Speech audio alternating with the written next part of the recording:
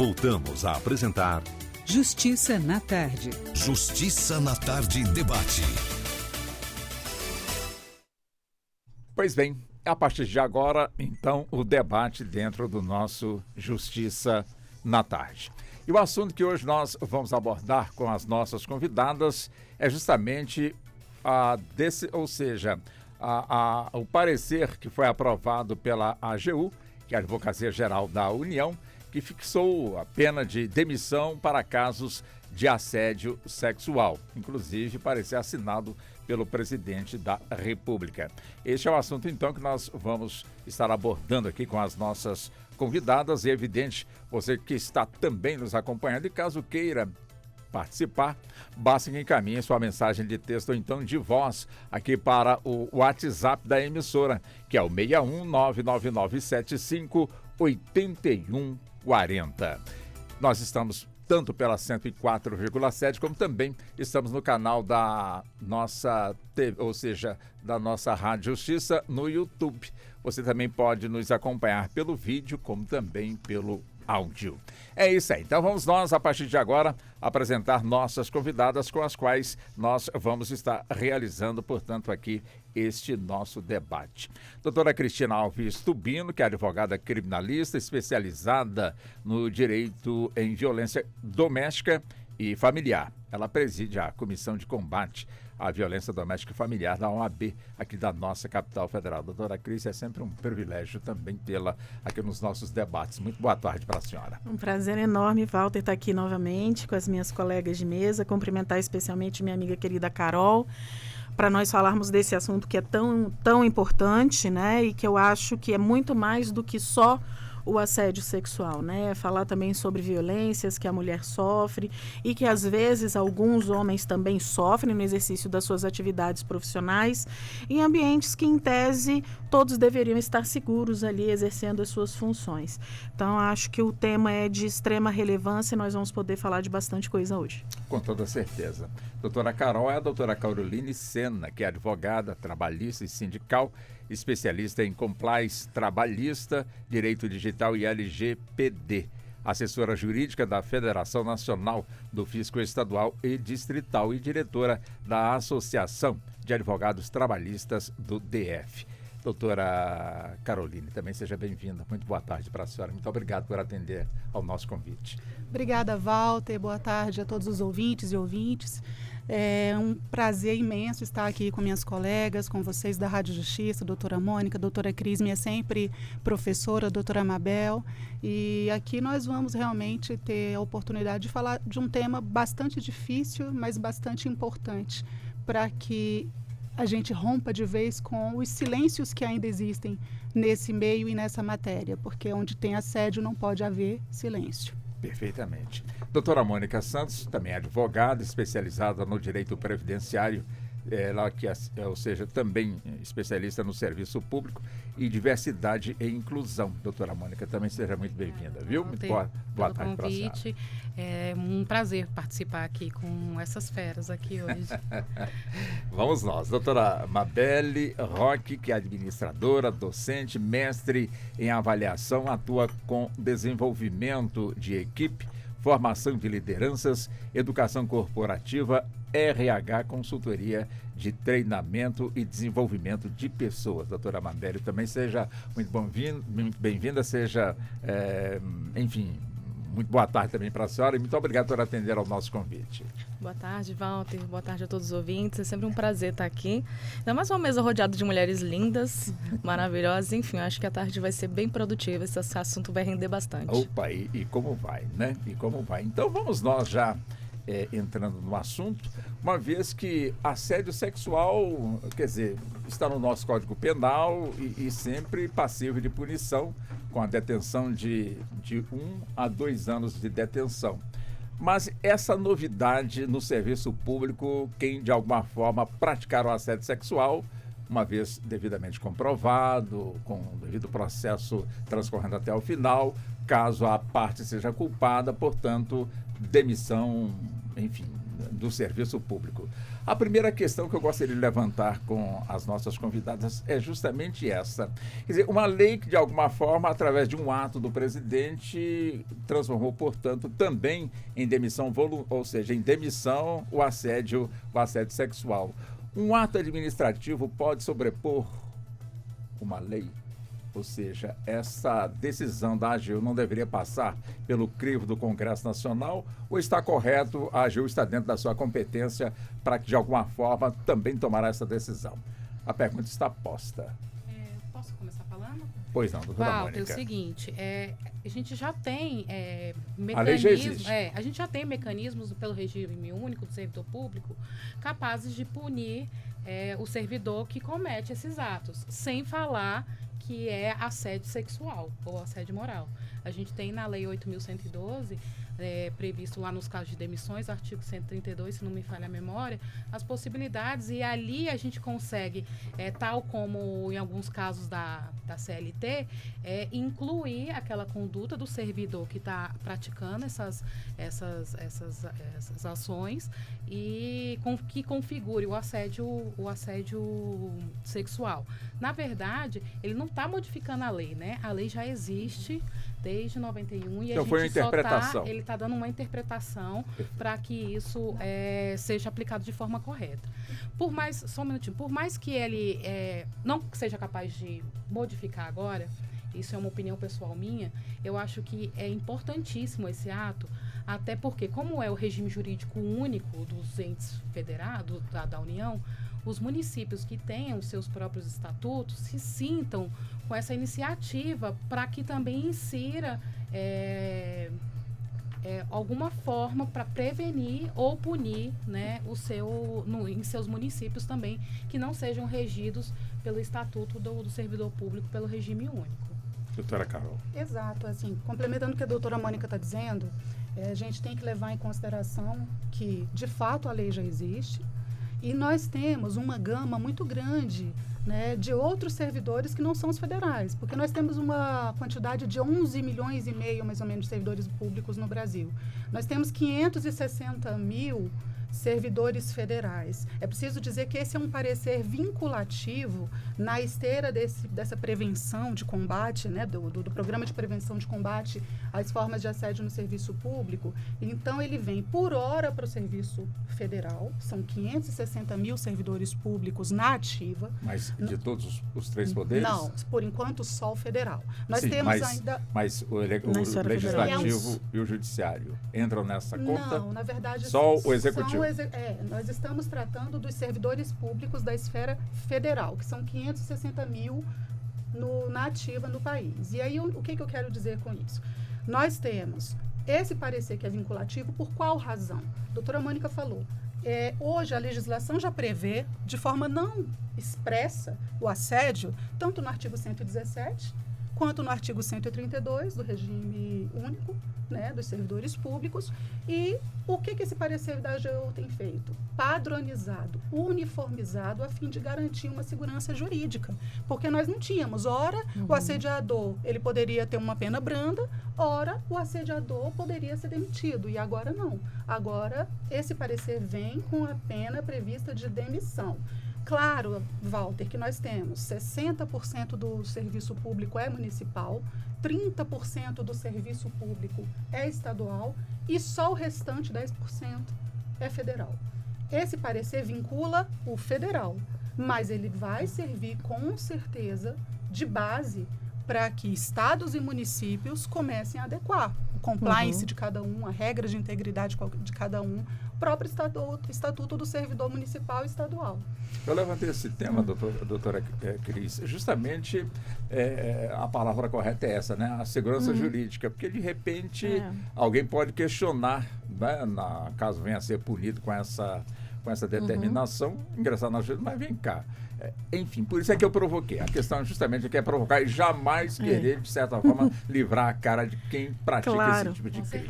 Não, eu acho que o importante é que este parecer e a natureza vinculativa dele, ele está relacionado ao programa de auxílio e prevenção e combate ao assédio sexual que é de 2022, a AGU mesma iniciou isso dentro das autarquias e fundações públicas federais. Um dos objetivos que está dentro desse programa é o quê? A uniformização de entendimentos jurídicos. Então, eu acho que é bem nesse sentido que a segurança jurídica vem, que isso que a doutora Carol falou, da gente não ter entendimentos que sejam entendimentos diversos, díspares, e alguém que tenha sido, por exemplo, excluído, que se sinta de alguma forma injustiçado e busque tentar rever essa decisão administrativa, quiçá judicialmente, né? Então, na verdade, o que se busca é a uniformização desse entendimento. O que a gente precisa também entender é que o parecer, que é um parecer muito bem fundamentado, ele traz muitas justificativas que são muito importantes e mostram como é necessária essa postura, né? Ele fala de um levantamento de processos que existiam nessas autarquias públicas, nessas fundações públicas, até de um período mais antigo, né? De 2016 até 2020, e os casos eram muitos. Eu garanto que se pegassem de 2020 até 2023, talvez encontrassem números ainda maiores, né? Então, isso também está de acordo com algumas outras questões importantes. Por exemplo, nós temos a Convenção de Belém do Pará e nós temos convenções que o Brasil é signatário, que não estão falando só da violência doméstica contra a mulher, porque a gente lembra muito quando fala de violência doméstica, mas são tratados que falam em erradicar todo tipo de violência contra a mulher. E por mais que muitas das vezes homens também possam ser vítima desses atos de assédio sexual e assédio moral, que acho que a gente também hoje tem que falar sobre isso, porque às vezes não é só o assédio sexual que acontece, mas o assédio moral, ele é um problema real que a gente está percebendo que muitas denúncias têm surgido, mas no que se refere às mulheres como mais vulneráveis por causa dessas investidas, esse parecer, ele vem para ficar de acordo também com essas convenções e tratados internacionais. Carol pode muito mais falar, né, sobre as resoluções de OIT, essas coisas, mas a gente sabe que esse é um posicionamento que é necessário. Então, eu acho que se a gente analisar de uma forma mais ampla, é um tipo de parecer que traz uma segurança jurídica. E eu acredito que possa vir a ser, como foi esse programa de auxílio ao combate ao assédio sexual no âmbito federal, que deu origem a diversos outros programas em âmbito e em nível estadual, que a gente vá ter também uma tomada de decisão e de postura nesse sentido, para que os trabalhadores, homens e mulheres, se sintam aí, então, mais seguros em denunciar, porque eu acho também que há o receio quando a punição não acontece, né? As pessoas ficam com muito medo de denunciar o assédio sofrido, porque sabe que seu assediador não vai ser punido. E vai ser retalhado. Exatamente, e vai acabar sofrendo uma retaliação por conta disso. Então, eu acho que isso também, além da segurança, de uma uniformização de decisões, além de abrir margem, que também esse funcionalismo em outras esferas possa tomar posturas semelhantes, também será importante para que mulheres e homens vítimas de assédio sexual e moral, não é o caso do assédio moral, mas eu acho que é um caminho que se segue, né? Sim. Mas que possam ter coragem, se sentirem mais seguros e seguras em denunciar esses atos de assédio, que são absolutamente nocivos e trazem uma série de consequências terríveis. Acho que a doutora Mabel pode falar mais que a gente sobre isso, mas causam uma série de síndromes, burnout, síndromes de pânico, e afastam essas pessoas do mercado de trabalho, trazendo também um ônus financeiro, né? Perfeito. Só complementando o que a professora Cristina disse, é que o meio de agir do assédio moral e do assédio sexual geralmente é o mesmo, né? Só demora, eu acho que a última consequência do assédio sexual é a gravidade, que é maior, mas o meio que o agressor age, ele é muito sorrateiro, né? Então, assim, não é uma coisa que a pessoa tem coragem de fazer na frente dos seus pares. Né, que provavelmente se tiver alguma mulher, se tiver a doutora Carol lá na frente, com certeza ele vai ouvir um monte. né? Ele não vai falar isso na frente das outras pessoas. Então, assim, ele é bem sorrateiro e ele tem os meios dele de fazer aquilo até para não ter como a vítima registrar, né? E comprovar a violência que ela está sofrendo. Não ter testemunha. Não ter testemunha. Deixa eu buscar a doutora Mabelle. Doutora Mabelle, quer dizer, a pessoa, quando ela, de certa forma, vai ser alçada a uma função de comando, ou seja, de chefia. Ele está no mesmo nível hierárquico dos seus companheiros e, de repente, vai ser alçado, portanto, a um cargo maior. Ou seja, e ter, portanto, aí sob a sua responsabilidade um número X, portanto, aí de funcionários. Quer dizer, esse que está sendo promovido de alguma forma é preparado para, de alguma forma, exercer, portanto, essa função, inclusive com esse alerta sobre os assédios, tanto o sexual como também o moral? Walter, essa é uma pergunta tão interessante porque teoricamente deveriam ser preparados, mas na sua grande maioria não são. E aí eu estou falando do aspecto da educação que precisa ser feita para o gestor. Para ele ser gestor, ele precisa ser treinado. Ninguém nasce gestor, você nasce com habilidades. Habilidade de liderança, habilidade de conduzir alguma coisa. Mas existe uma cartilha a ser seguida e o óbvio precisa ser dito, né? A gente tem que lembrar disso o tempo todo. Então, existe um trabalho que precisa ser feito do ponto de vista da gestão de pessoas e até para a cultura organizacional, para ela ser fomentada, que é um trabalho de educação. Precisa se falar do que é o assédio, de como funciona, de como combater, ter um canal de denúncia para isso dentro da organização. Isso tudo são aspectos muito importantes. Você trouxe bastante a questão da segurança, né? E eu, particularmente, achei assim fantástico. Acho que a gente demorou, inclusive, para ter uma lei como essa, porque eu não posso mais falar de impunidade. E o que acontece é exatamente isso. A gente tem denúncias em alguns momentos, às vezes. Os colaboradores buscam o RH, mas isso é enterrado, porque não tem consequência. Então, é uma coisa de, olha, a gente vai ficar de olho, tá? A gente vai prestar atenção, olha, a gente vai acompanhar. Mas, assim, você não dá atenção devida. E isso vai gerando o quê? As pessoas começam a não denunciar mais. E aquilo passa a ser um comportamento comum. E quando a gente passa a tolerar esse tipo de coisa como comum e se silencia, eu tô indo para um caminho que é um caminho, assim, dos piores possíveis de desrespeito a um colaborador numa organização.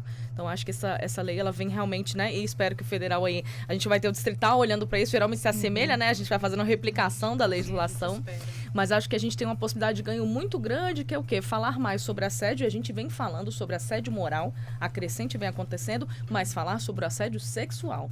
Porque as pessoas têm um receio até de trazer o assunto para a mesa, né? E a gente não pode ter. A gente tem que falar assim. Assédio sexual existe. Infelizmente, nem sempre só em palavras. Às vezes em atos, às vezes na própria forma de se comportar de um gestor, na forma de olhar, na forma de conduzir, aquilo pode ser feito de maneira indecorosa. Então, a gente tem que falar sobre isso mais.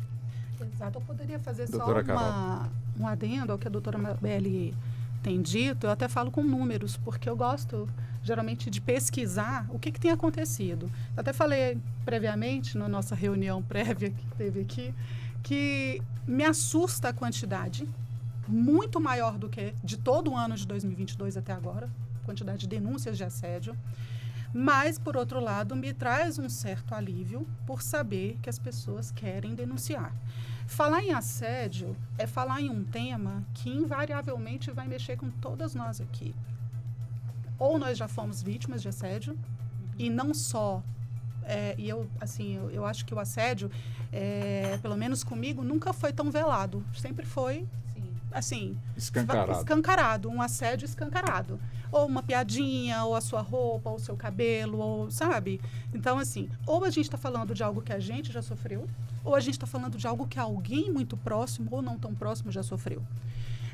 São as formas de tirar foto com você, são as formas de te dar um abraço, tudo é muito... Não é sempre que é sutil e às vezes nem tão sutil assim. Então, trazendo em números, o Ministério Público do Trabalho, só agora em 2023, recebeu de janeiro a julho 831 denúncias. É quase o total de todo 2022, é muita coisa.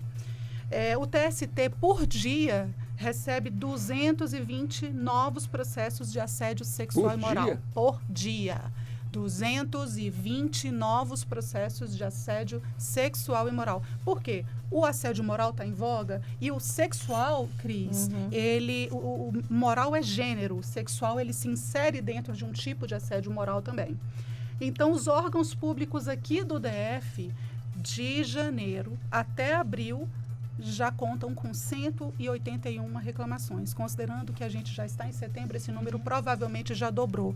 Então, assim, nós precisamos entender que é o que a doutora Amabile disse, é uma questão de educação. Recentemente eu ouvi várias pessoas dizendo, nesse período tão complicado que a gente tem vivido, em que as pessoas falam, essas mulheres querem muito, querem direitos demais, tudo elas querem, né, para elas se aparecerem, questionar, brigar e tal. A gente não pode mais nem elogiar. Não, gente, não é isso. É possível elogiar de forma respeitosa. Mas o elogio é uma coisa totalmente diferente do assédio. E o que a gente se cansou é de que as pessoas pensem que a gente é obrigado a aceitar um tipo de investida para o qual a gente não deu abertura. Então, é uma questão de educação, é uma questão de capacitação desses gestores, capacitação desse olhar para que a gente possa dizer e olhar as pessoas de forma respeitosa e de forma digna do seu trabalho. Porque sem o seu trabalho, nem homem e nem mulher tem honra. E sem a sua honra, como diz Gonzaguinha, se morre e se mata e não dá para ser feliz. Então é isso que a gente está tratando aqui. Walter, Pois não, doutora Amabile. Um cumprimento, doutora Cristina, né? Carol, perdão. Talvez você nunca tenha passado por isso. Eu imagino que as minhas colegas tenham passado, que é o seguinte. Quando uma mulher gestora, geralmente, que não seja gestora, uma mulher, vai fazer uma apresentação no auditório, por exemplo, de um resultado, ela tem que pensar na roupa que ela vai vestir muito bem. sim. O homem, geralmente, eu imagino que não, né? Você põe ali um terno, uma gravata, uma calça jeans, uma camisa. A mulher não, ela precisa cuidar em cada detalhe do que ela vai colocar.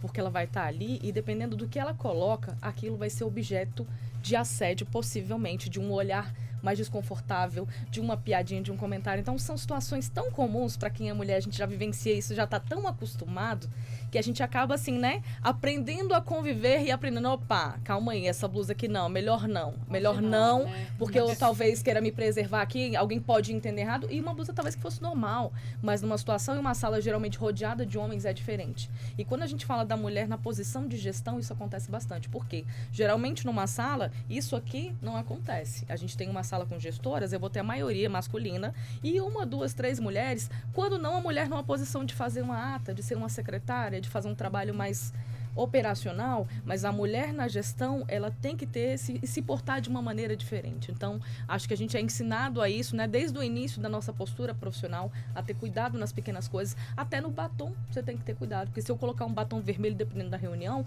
vão achar que eu estou chamando a atenção de uma maneira diferente. Então, enfim, são pequenos gestos que a gente aprende a ir se cuidando, mas que de fato eu acho que momentos como esse fortalecem a ideia de que a gente precisa equalizar melhor, né, esse comportamento. Doutora Mônica, o que caracteriza realmente aí o assédio sexual? Quer dizer, chamar para um almoço, conta para nós. Talvez reparar demais na roupa que a pessoa está usando, né? Falar, olha, hoje você não está tão atraente quanto você estava ontem. Isso eu não estou falando que é um absurdo, Walter. Sim. Isso a gente convive todos os dias com isso. Ou então chamadas insistentes para almoçar ou para um café que nada tem a ver com a função da pessoa, né? E aquilo ali, além de ser insistente, né, ele geralmente acaba na demissão de quem é assediada quando não cede aos desejos de quem está assediando, né?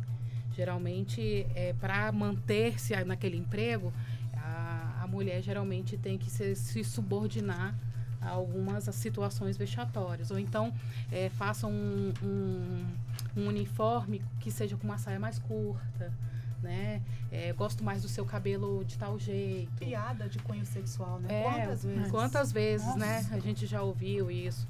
E aí, queria também fazer um comentário, que é o seguinte... fazendo a linha da doutora Carol, 38% hoje dos juízes hoje são mulheres, né? A gente vem de um judiciário, e eu acho que a gente está aqui para mudar isso também, que é machista, lógico, e muito tradicional, né?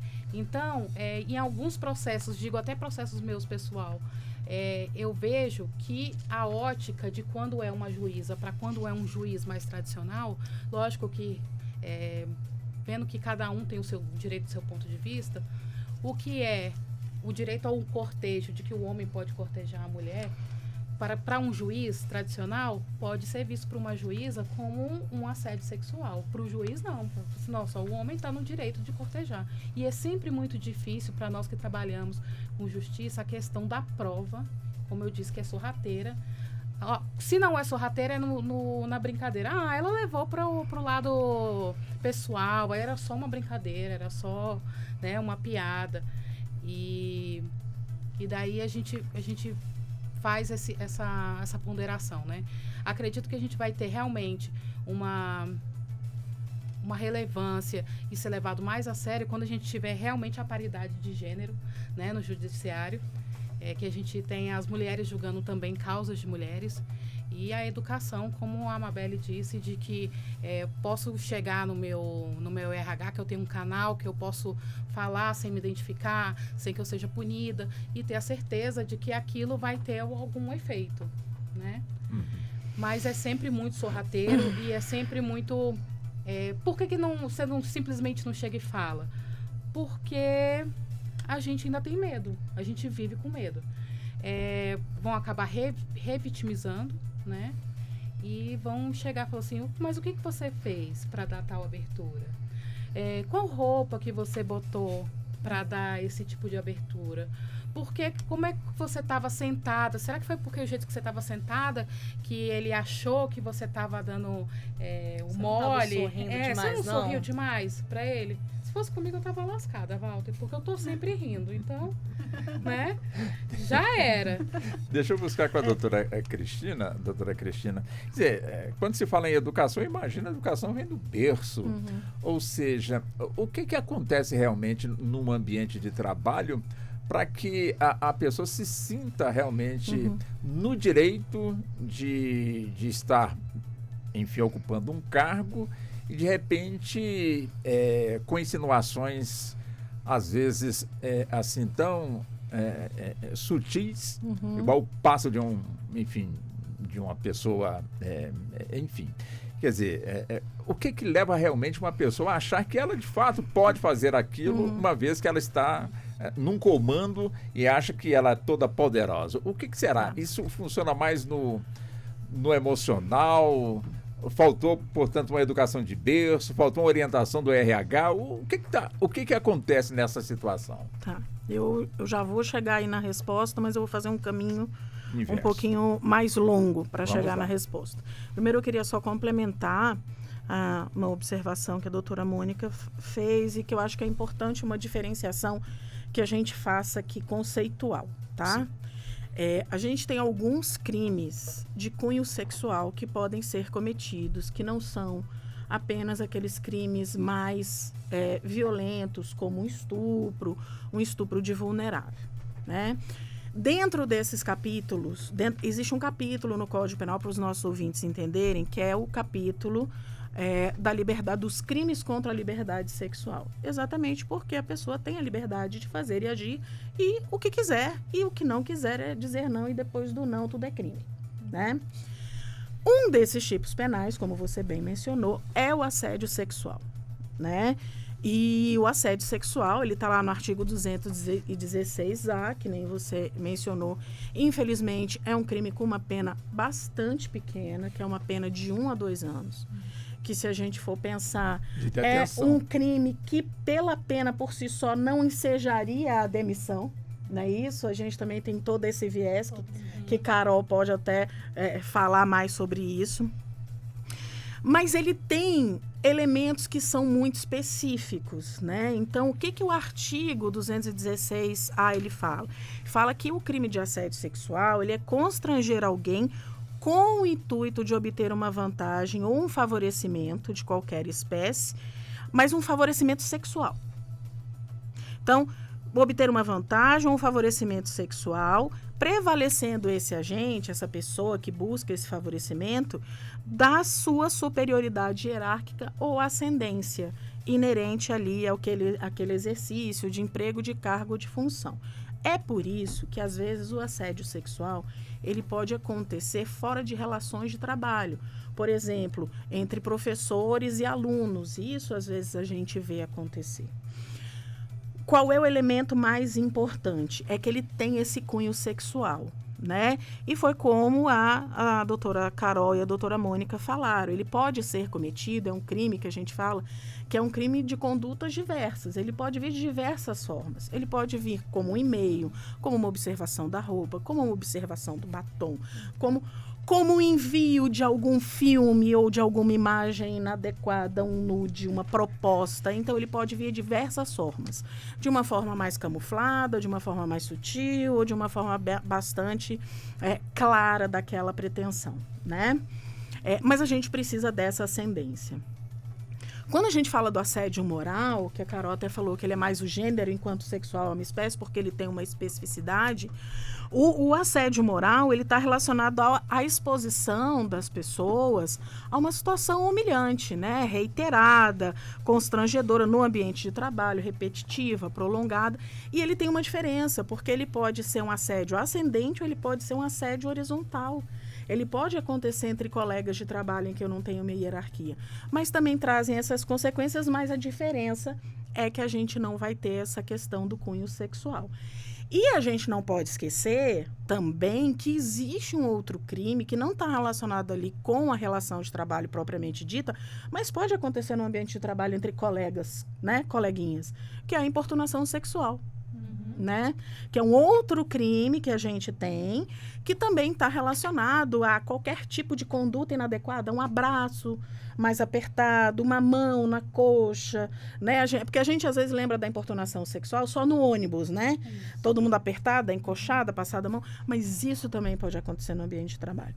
Então, assim, o que a gente tem que entender é que esse parecer, ele é um início que fala da questão específica do assédio sexual. Né, ele fala da uniformização, do sancionamento desse assédio sexual, porque se considerou que é mais grave, porque a gente está dizendo respeito à liberdade sexual da pessoa, né? E normalmente, aí agora eu vou te responder. Pois não. E normalmente, o que nós vemos é que mulheres são muito mais vítimas desses tipos de crimes e condutas inadequadas, no ambiente de trabalho, uma transgressão disciplinar ou um crime propriamente dito, do que homens. Até não assédio moral. O assédio moral a gente vê acontecendo nas relações de trabalho, muito igualmente entre homens e mulheres, porque ali a conduta é uma conduta diferente. A gente pode até falar um pouquinho sobre isso, dessa diferenciação.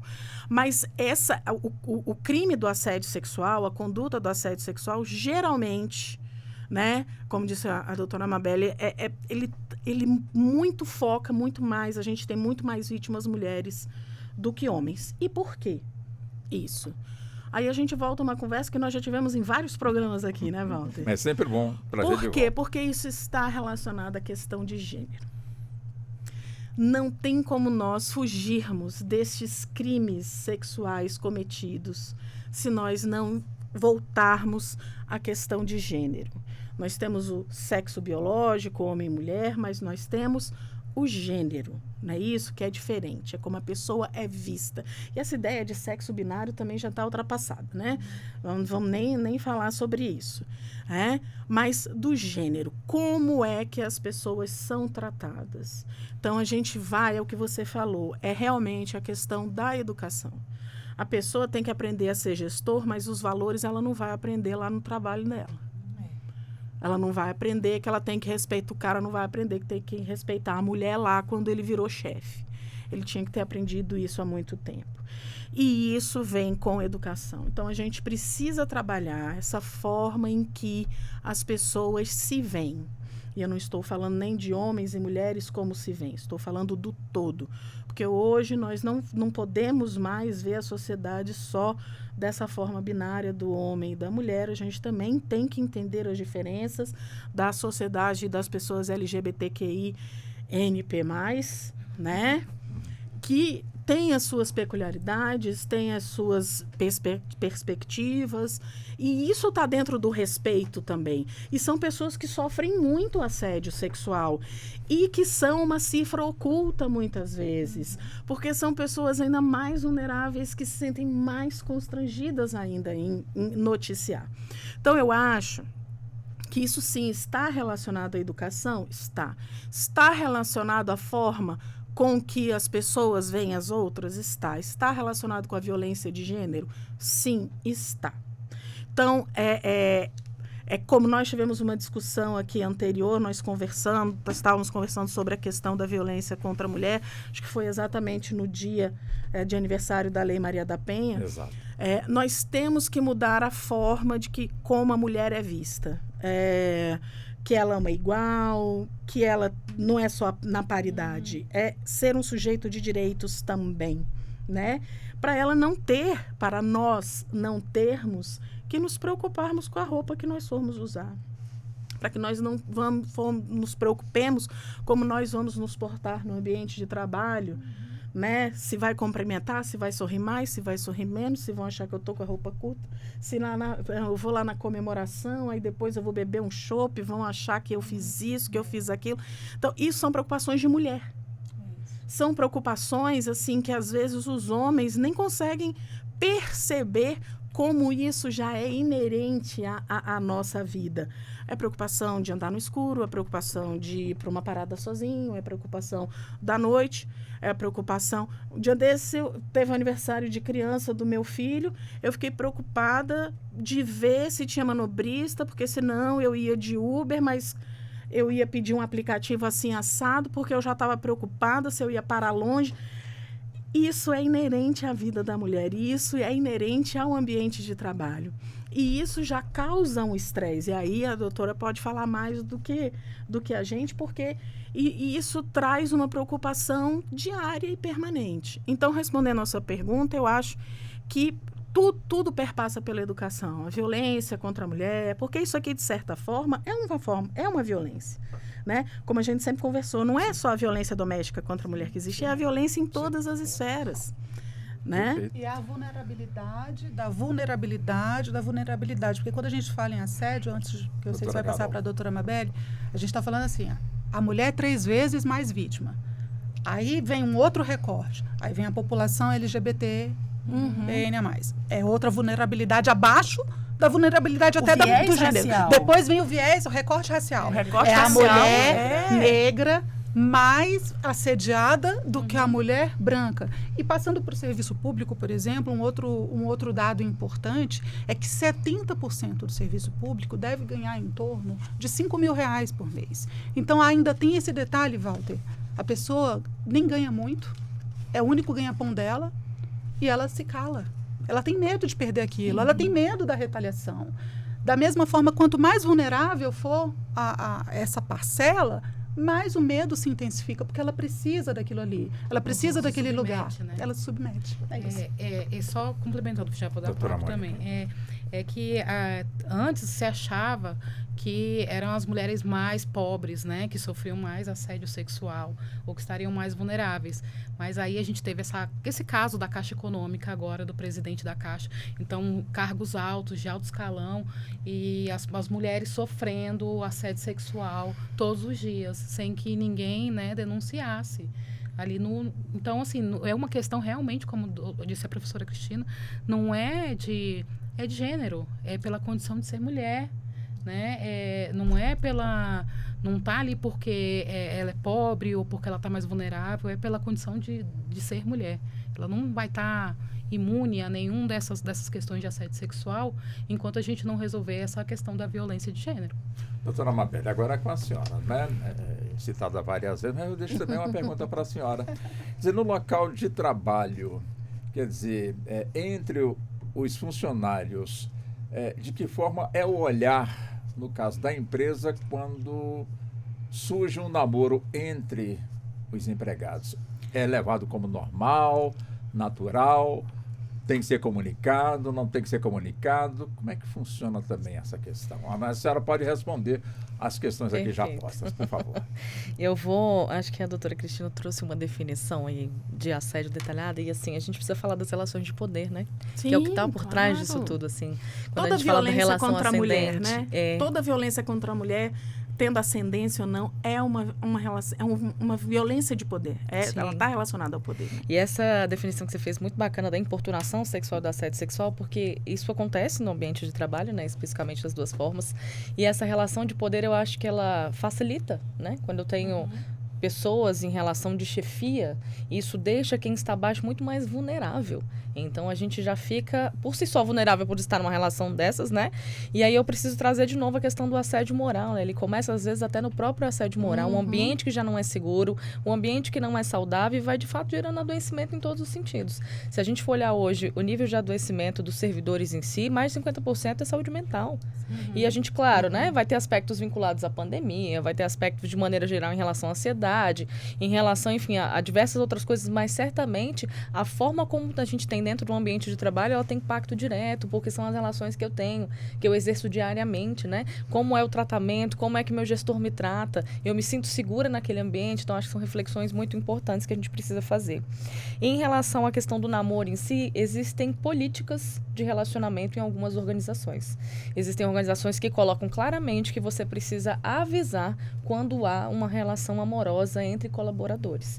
E aí as doutoras vão poder falar muito melhor do que eu, mas falando do ponto de vista do RH, né? Sim. Isso é uma decisão. Eu já trabalhei em organizações, por exemplo, que colocavam e outras não. De fato, enfim, acho que tem vários aspectos aí dentro, né? De tamanho, de porte, de intuito e outras coisas mais. Mas existe sim. Agora, falando do aspecto que não é a legislação, quando a gente tem relações amorosas dentro das organizações, dependendo do tamanho dela, isso é extremamente comum, porque as pessoas estão ali o dia inteiro, é onde elas passam o maior tempo, e muitas vezes a gente foi ensinado a isso na nossa cultura, que é o quê? Uma cultura focada em trabalho. Então, você vai para o trabalho, passa o dia inteiro e sai do trabalho para falar de trabalho com as pessoas do trabalho num barzinho. Então, querendo ou não, essa relação ela fica muito próxima, as pessoas se aproximam naturalmente, dali às vezes que surgem as próprias afinidades, né? Então, a gente precisa ter bastante cuidado com isso, porque a seara, e aí até deixo para vocês, né, como boas advogadas falarem melhor, a seara do que de fato eu preciso falar e me expor enquanto legislação dentro de uma organização e daquilo que é minha vida pessoal, que é minha vida íntima, que eu não preciso expor para ninguém, que eu posso guardar para mim de fato, por quê? Por uma opção em muitos momentos, né? Assim como eu tenho pessoas que adoram expor, tem pessoas que não querem, que querem guardar para si a vida privada. Então, acho que também, assim, é algo que a gente tem que saber lidar melhor nas organizações, de como a gente vai tratar esses casos. Claro, quando eu estou dizendo de relações numa mesma hierarquia, tem um outro caráter também. Quando, por exemplo, eu tenho uma relação amorosa entre dois gestores que são da mesma linha. Eu tenho uma relação que, de fato, pode, de alguma forma, né, trazer alguma consequência ali. Então, geralmente, isso também precisa ser mencionado. Mas quando eu digo de uma relação... namorar quem está hierarquicamente mais... Exato. Então, as políticas falam sobre isso. Que, geralmente, quando... A questão não é nem o não poder. É que quando isso existe em algumas organizações, você precisa mencionar no RH. Você precisa ir lá e falar, olha, estou tendo uma relação com uma pessoa que está abaixo de mim, numa hierarquia. E se não fizer essa comunicação? Então, aí a gente pode ter penalidades dependendo das organizações, Existem as regras de integridade, compliance, exatamente, né, das empresas. Tem as cartilhas, né, que você coloca ali quando você entra e você tem conhecimento disso. Então, você também é avisado de que caso haja uma relação ali dentro, precisa ser avisado. Sim. Então, isso é importante também de mencionar. Mas só para concluir a minha fala em relação a tudo que eu falei, eu acho que eu queria só voltar um pouquinho nessa questão do adoecimento que a gente precisa mencionar mais. Quando a gente fala dessas relações de poder, elas estão muito presentes, isso faz parte do nosso dia a dia, né? Mas a gente precisa olhar nas consequências disso. É uma pena que a gente não consegue aprofundar, inclusive, quando a gente vai falar do adoecimento em si, quais são as principais causas vinculadas no adoecimento. Seria uma pesquisa, talvez, aí um tema de um Master, Doutorado Plus, para tentar identificar o que de fato causa. Mas, certamente, quando a gente fala do ambiente de trabalho, de aspectos de assédio sexual, se a gente pegar, de repente, ali um nicho para estudar as pessoas que sofreram assédio, o impacto na vida delas, na vida produtiva, certamente a gente vai encontrar, assim, aspectos que eu imagino que talvez a gente nunca consiga superar. Quem sofre assédio sempre carrega uma marca, sempre carrega comportamentos do abusador. Então, assim, é um ponto que a gente precisa entender melhor o que isso gera na vida de alguém para sempre, né? Não tem limite.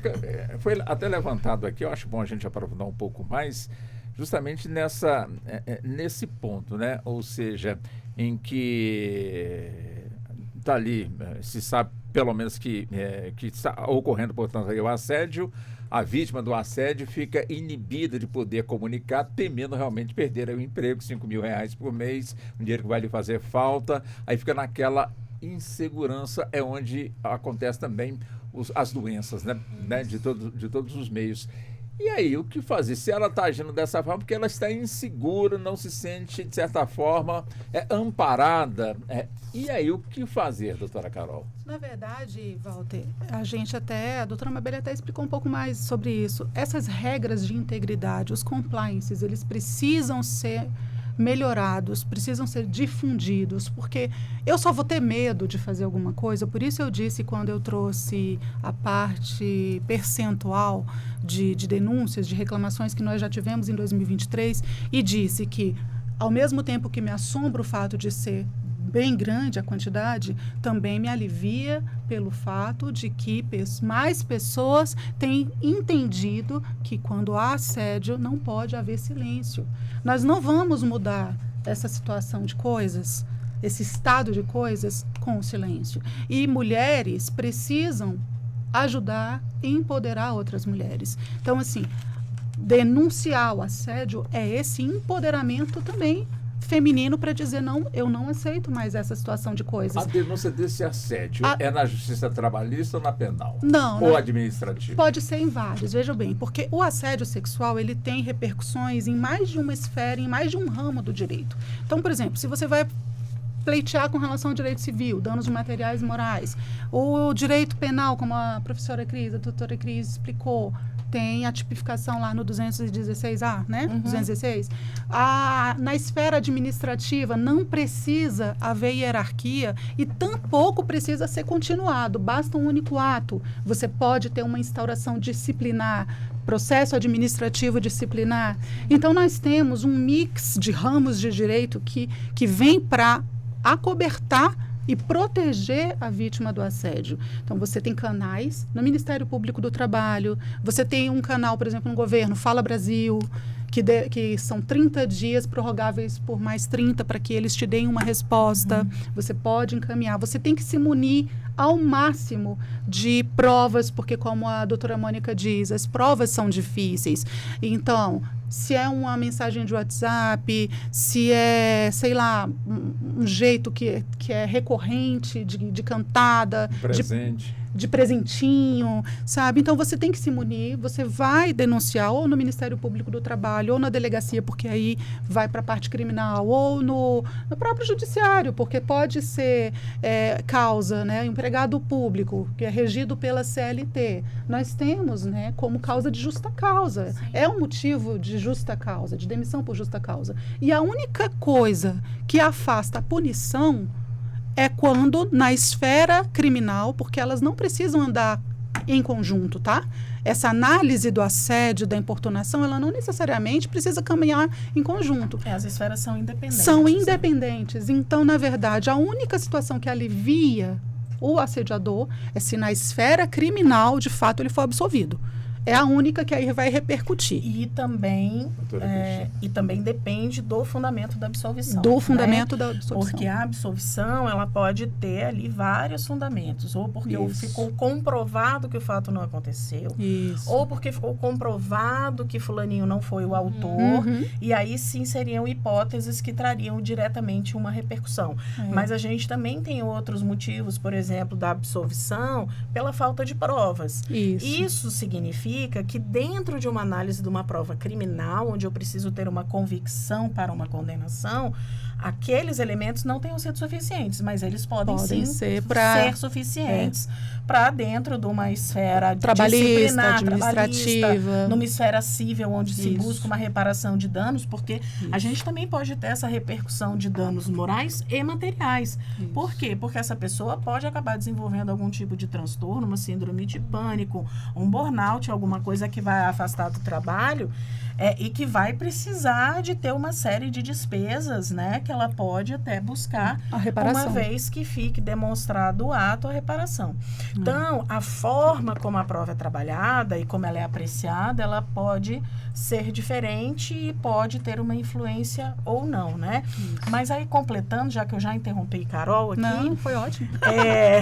Já que eu já interrompi a Carol, o que é importante, assim, até em termos de dica mesmo, né? Eu acredito que às vezes as pessoas estão ouvindo o programa e se veem numa situação dessa, não só do assédio sexual, mas do assédio moral também. Porque o assédio moral, ele também é muito difícil, ele não tem esse cunho sexual, não tem essa busca de vantagens ou obtenção de vantagem de cunho sexual, mas ele traz um prejuízo no trabalho, porque é um trabalhador que vai ser de forma prolongada ali tratado de uma forma hostil, diferenciada, prejudicada, é preterido em promoções, né? Nada do que faz é correto.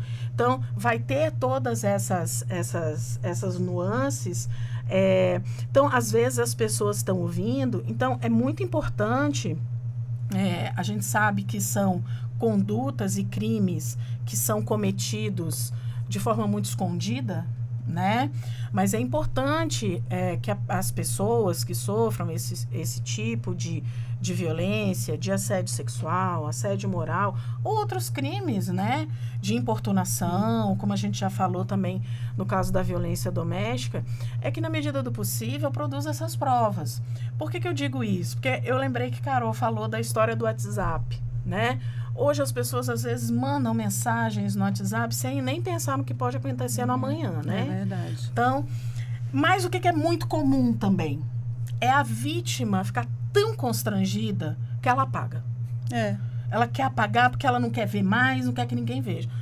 A gente também tem que tentar respirar fundo e orientar essas pessoas que, se tiverem alguma prova, um bilhetinho, a mensagem, um áudio, Presentinho. um recadinho, né? Um WhatsApp que achou que era de alguma forma mais ofensiva, que repetiu e que trouxe esses elementos, que tenha essa comprovação, porque isso aí vai ajudar, né?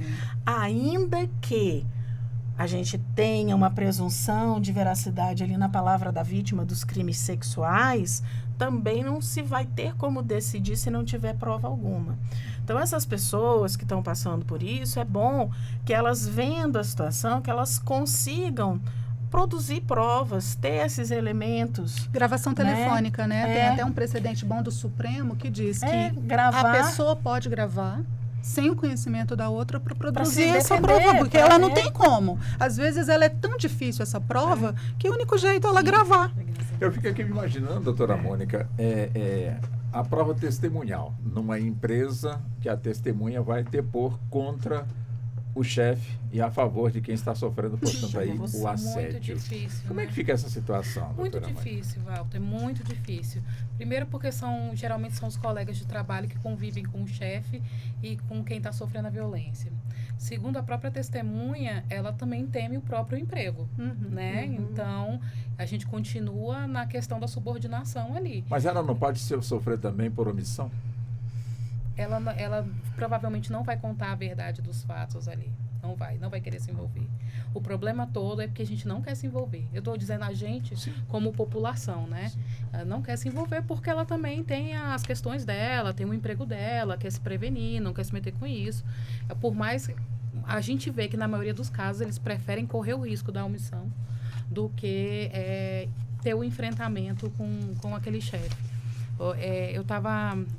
a questão vou fazer um adendo, dessa questão das esferas, teve um observatório do trabalho que a terceira maior causa de afastamento hoje por acidente de trabalho, na questão da Previdência Social, é acidente de trabalho. São por doenças psíquicas. Sim. Então, assim, vem primeiro doenças ortopédicas, coluna, essa que é, né?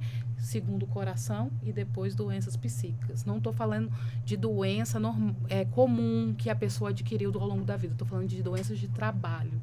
Então, ali o INSS ou outra autarquia previdenciária ou o Instituto de Previdência do município, ele já reconheceu que houve um acidente de trabalho ou uma doença ocupacional né, que é a comparada a acidente de trabalho, e ali foi adquirido uma depressão, que é o burnout, transtorno de ansiedade generalizada.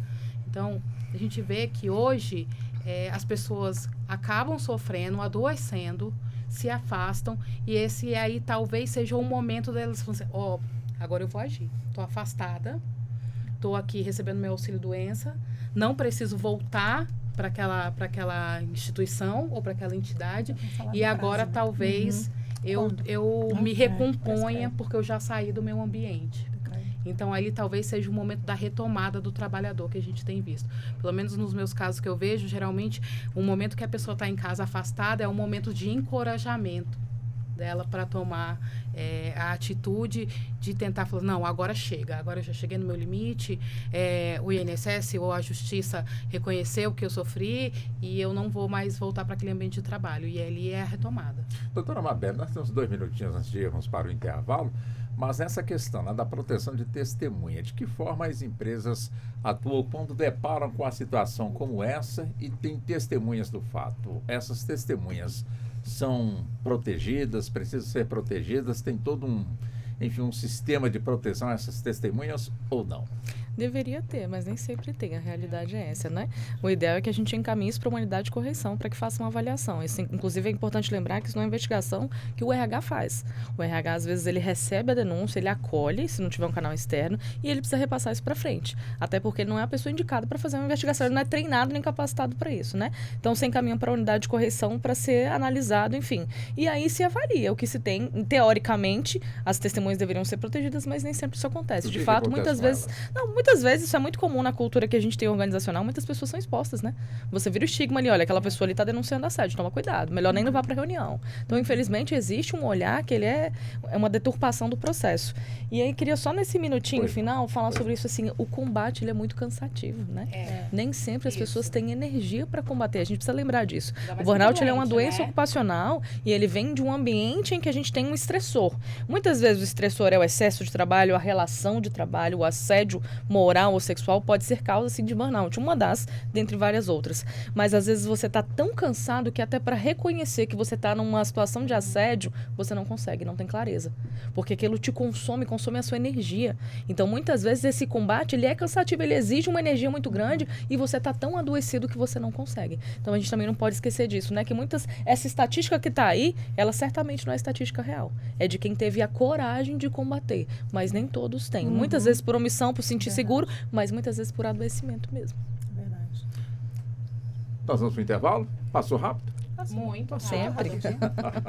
Quando tá bom, passa rápido. Nós vamos então para o intervalo. Em instantes estaremos de volta e vamos entrar na segunda hora do Justiça na Tarde Debate. Até já. Você está ouvindo Justiça na Tarde.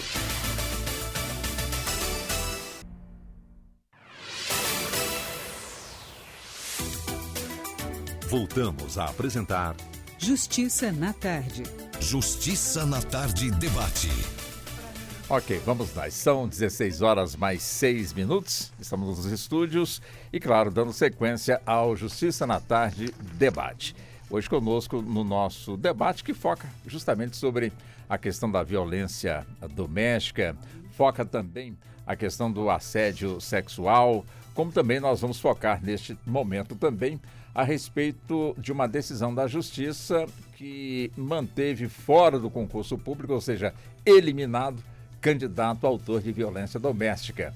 Este caso ocorreu aqui na nossa capital federal, onde um homem foi eliminado, portanto, do concurso público após sindicância da Polícia Civil aqui da nossa capital federal, instituição que o candidato pretendia ingressar, já que havia passado em praticamente nas provas, portanto, deste concurso. E quando foi eliminado, buscou a Justiça e a Justiça reconheceu de que a sindicância estava correta. Então, nosso foco hoje, também com as nossas convidadas, está voltada para essa questão, portanto, aí, da pessoa que se candidata para se submeter a concurso público, uma vez aprovada, e no trabalho de investigação social, constatando que praticou violência doméstica, ou seja, enquadrado na Lei Maria da Penha. É para ser demitido ou para ser eliminado, portanto, do concurso público. Nós estamos aqui com as nossas convidadas, doutora Mabelle Roque, que é administradora, docente, mestre em avaliação, atua com desenvolvimento de equipes, formação de lideranças, educação corporativa, RH, consultoria de treinamento e desenvolvimento de pessoas. Também conosco a doutora Mônica Santos, que é advogada, especialista em direito previdenciário, servidor público, diversidade e inclusão. Doutora Caroline Sena, que é advogada trabalhista e sindical, especialista em compliance trabalhista, direito digital, assessora jurídica da Federação Nacional do Fisco Estadual e Distrital e diretora da Associação de Advogados Trabalhistas da nossa capital federal. E a doutora Cristina Alves Tubino, que é advogada criminalista, especializada no direito doméstico e familiar e preside a Comissão de Combate à Violência Doméstica e Familiar da OAB, a seccional aqui da nossa capital federal. Bom, a questão é essa, eu gostaria de ouvir a opinião das senhoras justamente sobre essa decisão da Justiça que manteve fora do concurso público candidato onde se constatou, portanto, aí numa investigação social de que ele respondia, portanto, em processos e que inclusive já havia sido condenado na Lei Maria da Penha. Por isso, então, foi eliminado, portanto, aí do concurso público da Polícia Civil. Buscou a Justiça e a Justiça manteve, portanto, a decisão. Doutora Cris, Tubino, né? por favor. Doutora Cris. Presidente da comissão. Então, eu acho, foi uma decisão aqui da segunda turma recursal aqui do DF, né? Eu acho que esse caso tem algumas peculiaridades que são importantes, que a gente não pode esquecer, que é a existência já de uma condenação transitada em julgado. O que isso significa para os ouvintes que não são do direito? É aquela decisão definitiva, né? Aquela decisão que foi proferida, teve recurso, esse recurso não foi provido, e aí ela se tornou definitiva. Nós sabemos que os casos de violência doméstica, a Lei Maria da Penha é de 2006, mas desde então tem se debatido muito essa questão da violência doméstica. Talvez porque nós tivemos um aumento da violência nos últimos anos, né? Não apenas da violência, mas muito provavelmente das notificações, né? São números que a gente não tem muita exatidão, são números ocultos de certa forma, porque também muitas mulheres não denunciam, né, serem vítimas de violência. A gente sabe que muitas mulheres, o número é muito grande, mais de 40% das mulheres vítimas de violência doméstica não denunciam serem vítimas. Então, de fato, a questão da violência doméstica ela tem sido levada muito mais a sério, né, pelas autoridades, e isso também dentro da esfera da análise da vida pregressa de um candidato, como foi feito aqui. Mas eu acho importante que fique bem claro aqui que não foi uma decisão apenas pela questão da violência doméstica, mas também uma decisão porque essa violência doméstica, esse processo já tinha transitado em julgado. Se eu acho que ele teve um tratamento mais severo por ser violência doméstica, sim, acredito. Nós temos casos aí, já vimos.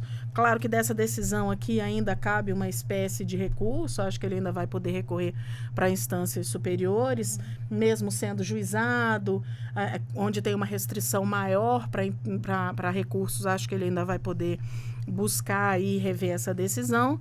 Mas nós sabemos que já teve casos de candidatos que foram condenados por outras modalidades de crimes e que não necessariamente foram excluídos dos certames, né?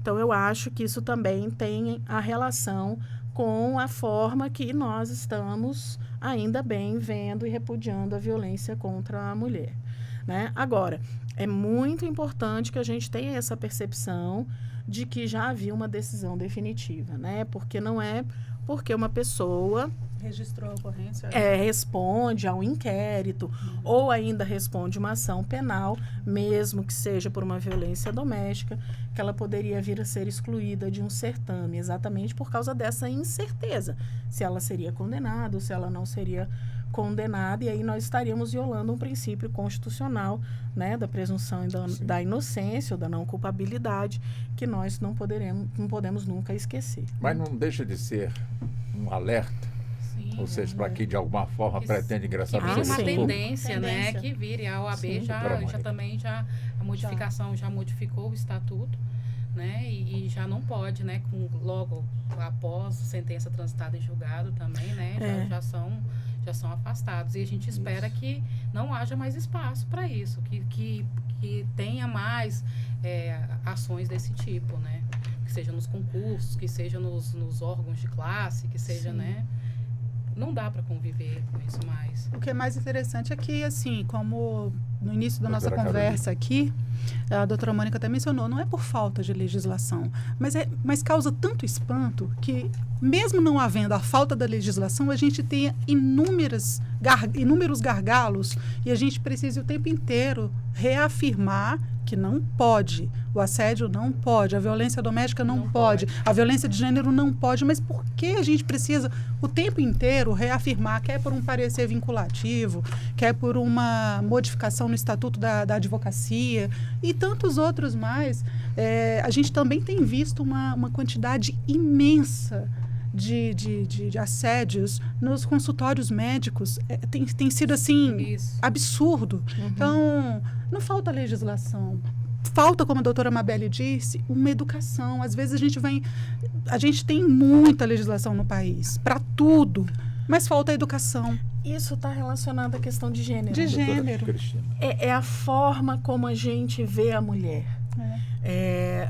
Quando nós estávamos aqui, né, Walter, no programa falando sobre a Lei Maria da Penha, o aniversário, nós comentamos exatamente sobre um caso, aquele caso lá de Minas Gerais, da moça que saiu do show, que o pseudo-amigo colocou dentro de um carro de aplicativo, que o motorista pegou e botou ela encostada num poste, o motoqueiro passou e deixou ela lá, e um outro veio, pegou e levou ela e... Tudo isso, todas essas pessoas viram esta mulher como uma pessoa menor ou um objeto. Que poderiam pegar, que poderiam passar a mão, que poderiam usar. E se a gente for ver, esses aspectos do assédio estão relacionados a isso também. É ver o outro como se fosse uma posse, como se fosse uma propriedade. É isso que está relacionado à violência doméstica. Né? Então, assim, o que eu acho também é que talvez esses atos também sempre tenham existido, mas as mulheres agora estão se sentindo mais fortes para denunciar, para contar, para falar, né? Isso pode ser. A gente não tem como ter essa convicção ou essa certeza. De fato, o anuário de violência do Fórum de Segurança Pública, que saiu agora em 2023, traz os números de 2022, mostra que todos os tipos de violência contra a mulher aumentaram, né? Então, assim, nós sofremos aí um revés nos últimos anos, infelizmente, no combate da violência e investimento nas políticas públicas de combate à violência contra a mulher e de gestão da igualdade de gênero, que agora a gente está sofrendo essas consequências, né? E, por último, só uma observação para os ouvintes que não sabem, as doutoras estavam mencionando, porque nós tivemos uma lei agora, né, que foi promulgada, que alterou o Estatuto da OAB, que é a Lei 14.612, que incluiu como uma infração ético-disciplinar exatamente o ato de assédio, para excluir o advogado, né, dos quadros se ele cometer ato de assédio sexual ou assédio moral, e também tem uma outra questão, ou discriminação. De iniciativa do Conselho Federal, foi aprovado, né, tramitou-se, foi aprovado. A presidente da Comissão Nacional da Mulher Advogada, a doutora Cristiane Damasceno, lutou muito para que fosse uma aprovação rápida, foi uma aprovação muito rápida, e nós temos essa alteração. Então, por exemplo, está de acordo até com o próprio parecer que a gente estava discutindo aqui no início. Bem de acordo. Né? E ele é até mais amplo, porque ele fala do assédio moral, ele fala do assédio sexual e da discriminação, que está muito relacionada com essa questão da mulher também, né? Doutora Mabelle. Um aspecto. Salvo engano, essa decisão, inclusive, o impedimento foi num concurso de carreira policial. Que, inclusive, é uma das carreiras que a gente tem um grande número de homens cometendo feminicídio. Que, na sua maioria, já existia uma medida protetiva. Então, a gente percebe, assim, o quanto, de novo, né, o processo educativo, ele é necessário e ele é constante. Eu não ensino uma vez e acaba. É um processo constante. E o processo de ensino, quando a gente fala dele, a gente está compondo, em alguns momentos, perguntas e respostas. Então, acho que essa decisão é uma resposta para a sociedade também. De falar assim, olha, não há impunidade, há alguma coisa ali que pode ser feita e vai começar a ser feita. Então, acho que isso é um recado diretamente para os homens de uma maneira muito direta e taxativa. Então, acho que esse processo ele é muito relevante. E acho que a gente precisa divulgar essa decisão, assim, de maneira muito ampla, sabe? Porque muitas vezes há o desconhecimento. Quando a gente fala do aumento de números, eu confesso que tenho dúvidas se a violência de fato aumentou ou se a gente passou agora a ter estatísticas maiores porque a denúncia está aumentando. Então, é até difícil a gente diferenciar isso, né? Porque a partir do momento que eu vou procurar, eu vou começar de fato a ter as pessoas falando. E, de novo, não são todas. Certamente esse número não é realidade.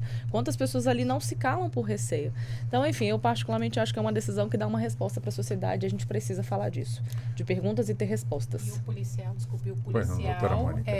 o policial que esse concurso, se não me engano, foi da Polícia Civil, né, do DF. Então, pelo menos barrar a entrada de quem está ali para cuidar, né? O assediador vai tomar conta de uma mulher, né? Vai agir diretamente com a mulher agredida. Assim, então, a gente vê que são contradições que não dão para caminhar juntos nos dias atuais. Não dá para você colocar um profissional que foi condenado por Maria da Penha para cuidar de uma vítima da Maria da Penha, né? Até porque a gente botar ali o gato para cuidar, né? Não dá. Do peixe. Não dá. Doutora Mabeli, a questão enfim, de trazer para dentro do quadro das empresas privadas, quer dizer, estaria selecionando candidatos. Esse detalhe é observado, se o candidato que está ali se apresentando, o perfil dele nesse item que nós estamos abordando aqui, a questão, portanto, do respeito, principalmente em relação à mulher, quer dizer, esse traço ou esse dado é verificado no setor privado? Então, quando a gente faz um processo seletivo, teoricamente ele é composto por várias etapas, né? Eu posso ter ali uma avaliação psicológica, uma avaliação comportamental, uma entrevista em si, dinâmicas de grupo. E o ideal, inclusive, que eu sempre recomendo do ponto de vista da gestão de pessoas, é o quê? Faça mais de uma etapa. Em uma etapa só é muito fácil eu dizer o que eu quiser aqui e você acreditar. Quando eu tenho mais encontros em momentos diferentes, fica mais difícil você fingir alguma coisa. Não é impossível, mas é mais difícil. Então, existe uma avaliação que é comportamental. Existe um outro aspecto também que a grande maioria das empresas faz, que é o quê? Uma avaliação de checagem de antecedente criminal, vai fazer uma investigação um pouco mais robusta ali. Inclusive, esse foi um dos aspectos, e elas vão poder falar melhor do que eu, que o candidato traz na avaliação, que ele fala que o antecedente criminal dele, algumas certidões, estava ok. E ele usou isso como um argumento para ter a liberação para participar do certame. Então, assim, é importante também porque as certidões nem sempre vão trazer o que está acontecendo de fato, mas não deixa de ser alguma forma de você tentar fazer uma checagem. Eu sempre recomendo também o quê? Faça checagem de referência. Isso é muito importante. A gente está perdendo uma prática que era fundamental, que era essa. A gente ligar onde você trabalhou e perguntar como era. Sim. Isso faz muita diferença. Mas muitas vezes a gente tem... rolava uma vingançazinha, não rolava? Também que precisa ser olhada, né? Um cenário perfeito a gente nunca vai ter, mas ser parte do quê? Você vai falar com pessoas da gestão de pessoas. Sim. Ou gestor ali. Então, teoricamente, são pessoas que deveriam ter um bom senso de dar uma resposta, inclusive, que seja compatível, né? Sim. Mas é importante porque quando eu faço uma checagem de referência, eu não deixo de saber se houve alguma coisa ali que de repente foi deixada de lado. Nem tudo vira denúncia, nem tudo vira processo. Muita coisa é comportamental que aconteceu e as pessoas só guardam. Então, acho que do ponto de vista da gestão de pessoas, é importante a gente olhar e lembrar o quê? É um candidato e ele está sendo contratado. Por isso que o papel do RH dentro de uma organização é fundamental de acompanhamento do colaborador. Eu não posso só contratar e jogar ele lá. Eu preciso acompanhar, eu preciso capacitar, eu preciso desenvolver, eu tenho avaliação de desempenho, eu tenho um plano de treinamento, eu tenho uma série de ferramentas para poder garantir que aquele colaborador vai estar adequado à minha cultura. E a minha cultura precisa falar sobre isso. É uma cultura de respeito, que valoriza o respeito e a transparência, que tem um canal de denúncia, que tem treinamento para as pessoas sobre assédio. que fala sobre isso abertamente, que dá resposta quando há pergunta, são uma série de composições que vão dizer do tipo de empresa que eu tenho. E aí a gente falou mais cedo um pouquinho, né? E eu particularmente gosto muito e falo muito essa frase, que é o quê? Antes de ser um bom profissional, você precisa ser uma boa pessoa. Não adianta. Se você não é uma boa pessoa, você não vai ser um bom profissional. Não tem como. Na minha concepção, isso não caminha junto. Ou parte de uma boa pessoa, de fato, para você ter um bom profissional, então isso não vai acontecer. O que seria uma boa pessoa? Bom, na concepção de cada um, a gente vai ter entendimentos diferentes do que é uma boa pessoa. Na minha, a gente precisa falar o quê? De integridade, de respeito ao ser humano. Nós somos pessoas em convivência, a gente está perdendo. Tanto é, gente, que olha o tamanho, né, da distorção da coisa. Eu preciso virar uma empresa e dizer o seguinte: você não pode dar em cima de alguém sexualmente dentro da empresa. Olha que absurdo, eu tenho que falar isso. Eu tenho que virar para um cara e falar: você não pode bater na sua mulher. Olha o tamanho da distorção. Eu tenho que falar de coisas básicas que deveriam, teoricamente, que todos deveriam saber por serem boas pessoas, mas não são. Então, de novo, óbvio que a gente precisa ficar dizendo o tempo todo que é o quê? Existem valores, existem respeito e a gente precisa olhar para o próximo. Lembrar que ali tem uma pessoa, né? É que a gente também vive um tempo, um estado de coisas em que as pessoas estão dizendo tanto que são de bem, do bem, e a gente tem visto tanta coisa esquisita acontecendo que ficou complicado definir o que é de verdade bom. E não é só isso, né, Carol? Assim, Cris. quando a gente fala da violência doméstica, já que nós estamos falando aqui dessa decisão, eu acho que essa decisão, concordo plenamente que ela seja um recado, mas que ela não seja um recado isolado, né? Por que é tão difícil da gente, até ao contratar um empregado, ou analisar uma vida pregressa, ou conversar com alguém numa empresa pública, por que é tão difícil a gente saber ou perceber se ele é uma boa pessoa ou não, dentro da subjetividade de cada um, ou se ele é alguma pessoa, ou ela, que cometeu um ato de violência doméstica? Porque a violência doméstica ela é muito democrática. Ela acontece em todas as esferas. Claro que temos vieses que vão mostrar, por exemplo, que mulheres negras são vítimas em número muito maior. Hoje mesmo eu estava, por conta de uma atividade, estava repassando pelos dados do anuário de violência desse de 2023 e dentro das hipóteses, a gente vendo os feminicídios de 2022, que foram 1.437, ou seja, mais de 4 mulheres mortas por dia, 60% eram mulheres pardas ou pretas. Então, a gente não pode esquecer esse viés. Entretanto, a gente, às vezes, cria uma ideia de que quem comete a violência doméstica é um monstro, né? É a ideia de ver aquela pessoa como um monstro. E é por isso que muitas vezes muitas mulheres não se veem como vítima, porque, por exemplo, elas estão ali casadas, namorando, juntas, unidas, com aquela pessoa que não é um monstro, que é o cara legal, né? Eu dei até um exemplo um dia desse, é o brother do futebol, é o pai mais legal de todos, né? E ele vai e um dia comete uma violência que não é uma violência física, é uma violência verbal, mas no dia seguinte pediu desculpa, levou um café na cama, né? Aí, dali a uma semana, xinga de novo, diz que a comida estava ruim, né? Dá um empurrão, mas pede desculpa. E a gente fica nesse ciclo ali vicioso, né? E essa mulher demora muito tempo para perceber que ela é vítima de violência. Às vezes ela só vai perceber ou quando os filhos sofrem uma violência ou quando os filhos começam a repetir aquelas condutas, aqueles atos de violência. Tem até uma e campanha, às vezes né? essa pessoa é o cara que é um ótimo sujeito no ambiente de trabalho.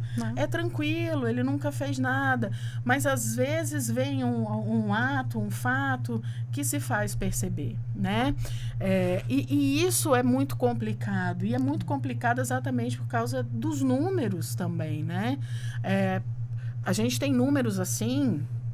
Claro que eles mudam um pouquinho ao longo do tempo, mas, por exemplo, há uma informação de que são menos de 14% das vítimas de violência doméstica que procuram uma delegacia para fazer uma ocorrência policial. Ou seja, 14 denunciam e 86 não. Por quê? Porque mais de 80% dessas mulheres têm um vínculo afetivo com seus agressores. E dentro desses 14% entra o que a doutora Mônica falou. Se você pega, às vezes, um juiz, uma juíza mais conservadora, ele nem aplica a medida correta. Quantas vezes, né, pessoas também procuraram o judiciário e não receberam do judiciário a resposta correta e pagaram com a vida.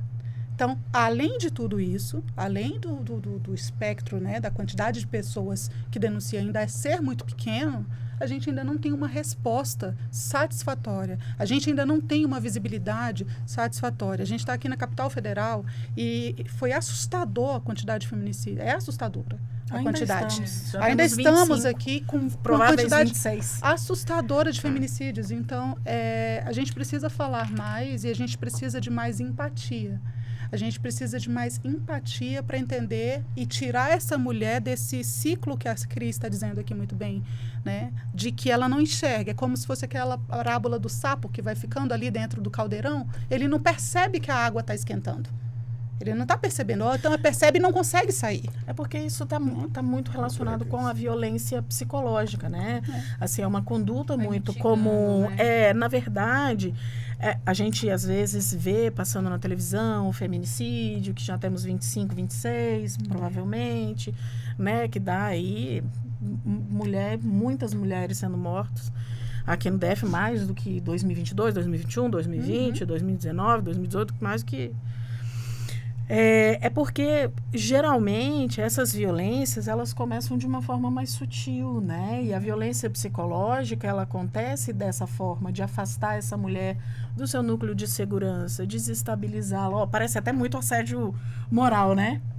Que a gente vai vendo. Desestabiliza, são críticas constantes, né? Então, essa mulher acaba ficando muito vulnerável. A autoestima dela acaba... Então, ela fica tão vulnerável que ela não busca ajuda. Então, ela acaba sendo a vítima perfeita, né? Fazendo um paralelo, isso parece muito o assédio, né? Moral que a gente vê na empresa. Porque muitas das vezes o assediador, ele começa dessa forma muito sutil, né? E a pessoa acaba que não reage. É que exatamente aquilo que você falou, ela não tem nem forças para reagir. Quando ela vê, ela está adoecida, né? Então, essa mulher, às vezes, ela nem se vê como vítima, ela não pede ajuda exatamente por isso. Doutora Cristina, Doutora Mônica. A gente vê nos casos do dia a dia, nos casos reais, que muitas vezes as mulheres, ela não quer nem se separar e nem acabar com o relacionamento. Ela vai lá, acha que vai na delegacia para ele parar com a agressão, né? Às vezes ela não quer, não está no momento dela psicológico nem de encerrar aquele casamento ou aquele relacionamento. Ela só quer que ele pare de agredir, né? Para ela continuar convivendo com os pais do filho dela, é a família. Geralmente tem uma questão de dependência econômica também, mas assim, eu vou lá, vamos ver se ele vai parar agora. Doutora a gente sempre acaba voltando para a questão das estruturas de poder, né? As estruturas de poder que estão presentes. E assim, para a gente discutir assédio moral, para a gente discutir assédio sexual, a gente vai sempre falar o quê? Da dependência da mulher nesses aspectos, da vivência histórica em que a mulher é colocada de uma maneira diferente, que ela ali se submete a uma dependência emocional em vários momentos, a uma dependência econômica, uma dependência em vários aspectos. Então, assim, do ponto de vista organizacional, é importante a gente lembrar que assim, nenhuma organização vai fazer milagres, né? A gente não consegue. Na verdade, em nenhum ambiente a gente vai fazer milagre, mas a gente precisa falar de respostas, e eu vou insistir nisso, que é a educação sempre, porque é dali talvez que a gente comece uma medida que seja efetiva, não a única, mas é uma das formas. Então a gente precisa criar um ambiente que dê respostas. Se eu tenho ali um assediador cometendo, né, atitude de assédio e ninguém faz nada, eu continuo dando brecha para isso. Se eu tenho um assédio sexual acontecendo e que ele é enterrado embaixo do tapete, as pessoas não investigam, eu continuo dando brecha. Então, acho que também cabe, e aí os ouvintes que estão ali, né, nos acompanhando, a gente pensar um pouquinho nas pessoas que têm dentro de organizações esse papel da escuta, esse papel de poder motivar investigações, esse papel de poder combater de alguma forma de maneira educativa, porque muitas vezes a gente coloca muito a culpa na vítima, né? E coloca ali a responsabilidade do agressor, do abusador, mas não, tem horas que a gente tem que intervir de outras maneiras, né? Tem outros fatores ali, outros atores que podem ser acionados. Então a gente precisa também colocar um pouquinho, acho que essa consciência nossa, assim, do quanto eu, na minha posição hoje, posso fazer alguma coisa, posso de repente chamar um treinamento, posso ali fazer uma ação educativa, posso de fato, né, conversar com uma pessoa que a gente está ali, todo mundo vendo que ela está sendo, está recebendo uma situação de abuso, mas que ela não tem forças, então dá um apoio emocional ali para tentar, enfim, ter alguma ação. Então acho que tem algumas atitudes que a gente precisa olhar também para tentar se colocar um pouquinho nessa posição de pequenos combates, né? Acho que começa ali em pequenas coisas para a gente começar a ter decisões como essa e como tantas outras que vem acontecendo, como a lei que foi discutida hoje, né? Enfim, outras ações no âmbito legislativo também. As redes sociais, através, portanto, aí, dos empregados ali, e tem as chefias. As chefias podem visitar as redes sociais dos empregados e ali mesmo conhecer o perfil de cada um, do que um gosta mais, né? Se gosta mais da noite, de beber. Evidentemente tem aquela clássica frase, ninguém tem nada a ver com a minha vida fora do meu ambiente de trabalho. A gente pode botar uma vírgula, enfim, nessa frase, pode sim ou não pode. Como é que a gente pode entender esse Sabe aspecto? que teve recente uma Doutora apresentadora Mabel. que foi inclusive desligada, né? Porque ela, numa grande emissora, ela foi contratada e fez um comentário, enfim, É verdade. indevido em rede nacional, numa das redes sociais, e foi desligada, se não me engano, no mesmo dia, inclusive, né? Acho que assim, as redes sociais, elas trazem sempre uma reflexão que é muito mais profunda, mas acho que vale a gente pensar assim, eu tenho um perfil aberto, quando eu tenho um perfil aberto, eu tô deixando claro que qualquer pessoa pode entrar. E aí pode ser meu gestor, pode ser o presidente da empresa, pode ser o estagiário. Se ele tá aberto, toda a informação que eu coloco ali é pública. E aí não tem o que falar, né? O que eu tô colocando tá exposto e pronto. Mas a justiça entende assim? Se esse assunto se sustenta numa ação judicial? Sim. Tá Você aberto, tem direito, né? tá? Você tem direito a manter fechado e não querer... Ou se expor, né? Ou se expor. Se você mantém... É a mesma coisa no judiciário, por Doutora Carol. exemplo, se você usa o WhatsApp pessoal ou profissional, ou e-mail profissional Ou e pessoal. pessoal. Eles não podem invadir a sua esfera pessoal. Mas a Mas profissional- a profissional, ela pode, sim, doutora Mabel, né, especialista nisso, a profissional, ela está Por que sujeita eu faço essa à avaliação questão? da Eu faço chefia. essa questão justamente no campo da prevenção, porque estamos falando aqui quando o fato já aconteceu. Quer dizer, é possível fazer um trabalho no campo da prevenção, enfim, utilizando o que a gente tem aí, evidentemente tudo dentro da lei, né? Para poder, de alguma forma, evitar, portanto, ali um assédio, evitar ali enfim, algo mais sério e ter que demitir, ter que contratar. Quer dizer, existe alguma coisa nesse sentido? Compliance, regras de integridade. É para isso. Que na rede social ele se confunde. E vamos colocar um exemplo aqui. Tô ali numa rede social e coloco uma foto minha de biquíni. Era isso que eu ia falar. Uma pessoa vai lá, um gestor da empresa vai falar, nossa, que gata, que gostosa. Meu Deus. E aí? Como é que fica? Fica O ruim. que ali invade ou não o aspecto, né? Do assédio sexual vinculado à organização ou não. Então, de novo, assim, quando a gente fala de rede social pública, ela é pública de fato e eu coloco o que eu quiser, da forma que eu quiser. E assim, as pessoas estão ali sujeitas a verem. E não necessariamente dentro da organização, né? No final de semana eu coloquei ali, alguém que falou e comentou. Faço até essa pergunta para as minhas queridas advogadas. E aí, como é que fica nesse sentido? Isso é uma prova? Pode ser imoral, mas não é ilegal se ele fez pontualmente isso. Eu não acredito que, por exemplo, se ele se comporta com a chefia, na chefia, ele se comporta bem no ambiente de trabalho. Mas ela colocou uma foto de biquíni pública e ele achou a foto Perfeito. linda. Ele pode comentar isso, não ser necessariamente um mas assédio. não teria uma sutileza aí?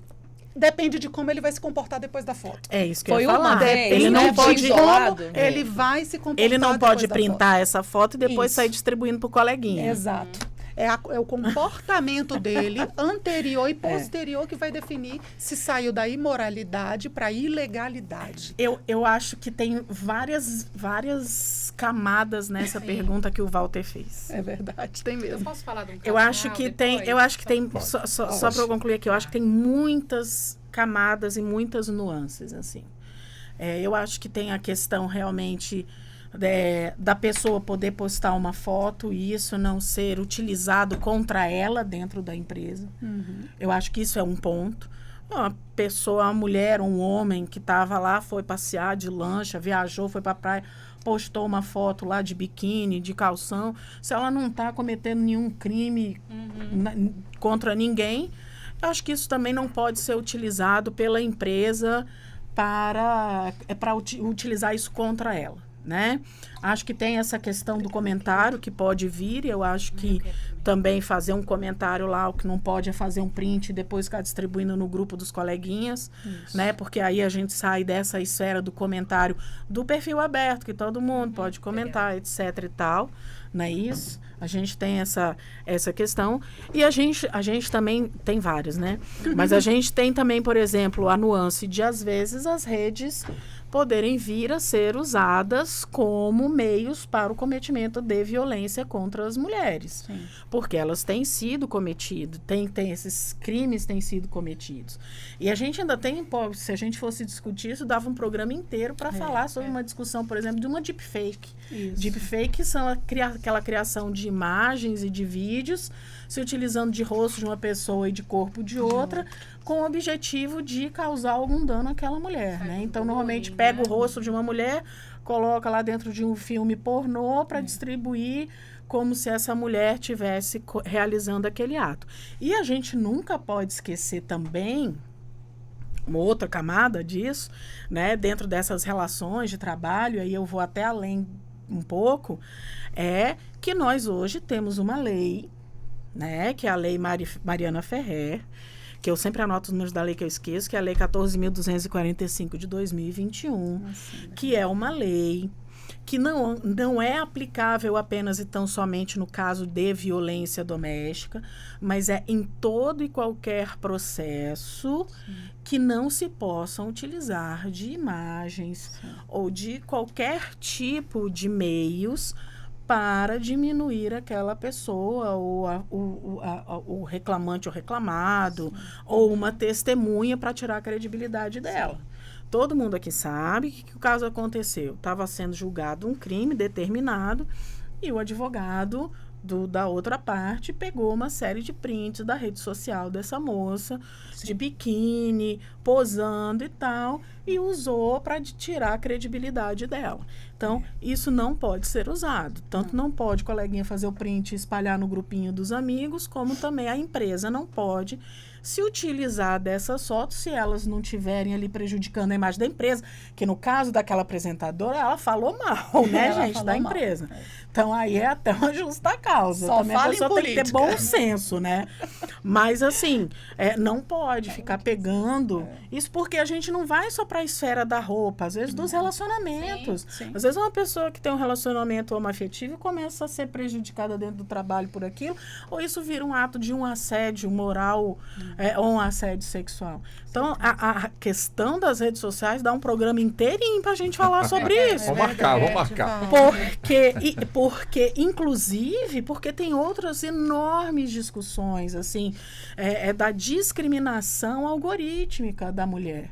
A gente tem discriminação de gênero constatada, verificada, clara, já documentada contra a mulher, dentro do uso da inteligência artificial generativa. Então, assim, é muita coisa que pode acontecer ali nas redes sociais. Doutora, Está dentro dessa questão que a doutora Cristina está falando, e um caso real meu foi na Justiça do Trabalho, reconhecimento de vínculo, né?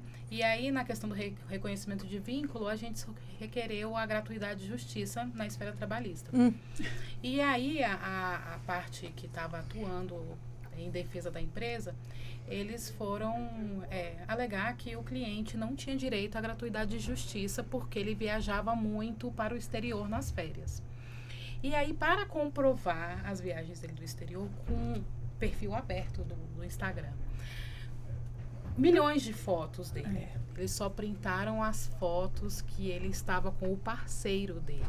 Para deixar bem claro no processo judicial que ele estava pedindo gratuidade de justiça, reconhecimento de vínculo, sim, mas que ele era homossexual.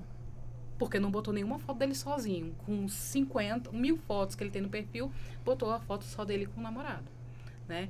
Então, com que intuito que botou essas fotos? Ele podia ter utilizado outras fotos de viagem dele para tentar comprovar que ele tinha condições, sim, de pagar uma custa de processos, enfim, uma outra discussão. Mas ele preferiu naquele momento, né? E aí vai a questão da discriminação, botar que ele estava ali de férias com o parceiro e aí tentar diminuir a pessoa pela questão, né? Por ele ser homossexual ou não. Enfim, estava aberta a rede social dele? Estava. Né? Se está aberto, eu posso olhar, posso comentar, mas até que ponto o meu empregador pode também ferir a minha individualidade em relação porque está aberto, está público. Está público, mas, né? Ou dar um margem limite, para né? ou dar margem para uma um preconceito velado ou aberto, né? Recentemente a gente teve até uma campanha Doutora nas redes Mabel. sociais falando sobre algumas mulheres de profissão, se não me engano, eram enfermeiras, médicas, falavam sobre isso, assim, postando foto e falando, olha, eu posso postar foto de biquíni. Falando exatamente, houve uma discussão em que algumas organizações, algumas empresas falaram sobre isso, olha, não coloque fotos de biquíni. E as mulheres começaram a falar, qual o problema? É uma rede social minha, de fato, ali, né? É um momento meu. Então, qual o problema? O que me inviabiliza ou o que diminui a minha competência postar alguma foto dessa forma? Então, acho que é uma discussão importante, mas aí eu também quero lembrar que nós temos uma rede profissional, né? A gente tem que lembrar disso. Nós temos uma rede social profissional que a gente pode usar exatamente também para a parte boa, que é o quê? Divulgar os trabalhos, divulgar as parcerias, deixa a tua rede aberta ali, né? E fica a dica para os ouvintes, deixa a rede aberta ali lá na rede profissional, ponha lá as suas ações, põe, enfim, fotos que possam divulgar o teu trabalho, porque são contatos também que são importantes, que podem acabar te colocando profissionalmente de uma maneira melhor. Então também a gente tem que usar um pouquinho da estratégia na hora de nos posicionar publicamente, para saber fazer isso, né, ao seu favor, para que você tenha ali uma boa divulgação da sua imagem para uma organização. Tem meios, existem meios. Doutora Cris, parece que eu estou ouvindo uma legião de gente. Faça essa pergunta, então eu vou fazer. Jesus. É a seguinte, deve ter muita gente pensando, mas vem cá, o assédio sexual só acontece do gênero feminino sofrendo, portanto, aí, vamos colocar assim, entre aspas, a cantada, ou pode ser o inverso também? Pode né? ser o inverso eu também. estou ouvindo uma legião de gente querendo que eu faça essa pergunta. Pode Então ser. explica para nós, doutora Cristina. Pode ser o inverso também.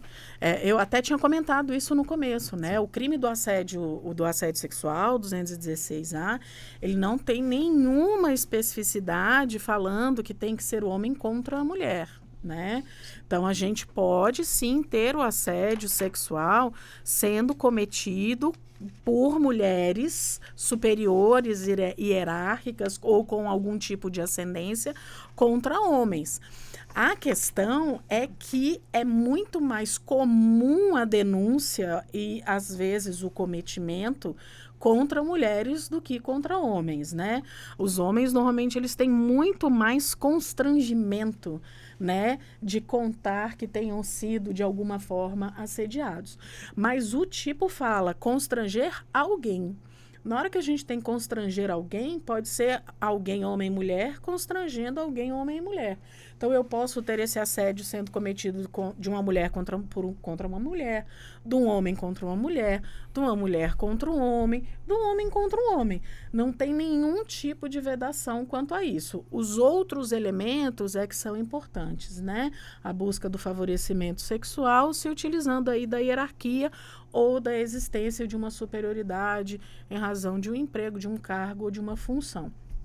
E isso também acontece no assédio moral, isso também acontece na importunação sexual. Já que eu falei também da importunação sexual, também acontece. É que normalmente são as mulheres que mais denunciam e que são as maiores vítimas. Mas pode acontecer com homens também. Numa condenação de indenização de um assédio sexual, quem paga a conta? Quem assediou ou a empresa? Existe a responsabilidade objetiva, né, Walter? Por exemplo, o servidor público. Quem assedia não é o cargo, é a pessoa. No entanto, né, eu me lembro que a gente teve no passado, a doutora Mônica participava junto, nós tivemos o início de um movimento associativo e sindical chamado Frente Associativa e Sindical em Defesa do Serviço Público, né, contra o combate aos assédios, de um modo geral, moral, sexual, etc., no serviço público. Nós tivemos algumas reuniões e elas foram muito produtivas, e um dos slogans era justamente mostrar para a sociedade, veja, a gente não pode macular a imagem do serviço público por conta da conduta do assediador, né? Então, quem comete assédio são pessoas, não cargos. Então, mas, no entanto, a responsabilidade também é objetiva. Na medida em que ela é da empresa. O ouvinte que não entende o que é responsabilidade objetiva, independe de culpa. Né? Ela vai depender da culpa. Vai ser transferida ou para a administração pública, no caso do servidor público, mas pode ser da empresa também. Mas a empresa, se pagar, pode cobrar do servidor. Pode ter o direito de regresso contra esse assediador. E a empresa não é só do assédio sexual, né? Qualquer tipo de dano que aquele servidor venha a sofrer, né? Eu lembro que eu li uma notícia um dia desse que um servidor, ele ele perdeu um dedo trabalhando na empresa e ele começou a receber uma série de apelidos jocosos. Sim. E essa empresa acabou sendo condenada a reparar o dano. Justamente porque falta regra de integridade que mine esse tipo. Porque assim, eu tenho falado bastante em regra de integridade e a doutora Amabile é uma referência aqui no assunto, porque a gente precisa estabelecer uma nova cultura na gestão de pessoas, quer no serviço público, quer no serviço privado. Se é preciso, então, a gente não deveria, mas se é preciso, então, dizer, você não pode fazer isso, igual quando a mãe fala com o filhinho, filhinho, não põe o dedo na tomada, você vai levar choque. Então, se é preciso fazer isso, a gente vai ter que trabalhar uma cultura de integridade nas empresas com mais eficiência, tanto do ponto preventivo quanto até no repressivo, porque você faz por prevenção. Você capacita, você explica, você diz, você tem a legislação atinente à matéria, a pessoa descumpre aquilo ali, ela vai ter que ter uma reprimenda. Agora, deixa eu complementar a pergunta do Walter. Além da questão da empresa, dentro da esfera trabalhista, né, dentro da esfera administrativa, civil, enfim, na esfera criminal ele também pode ser responsabilizado, tá?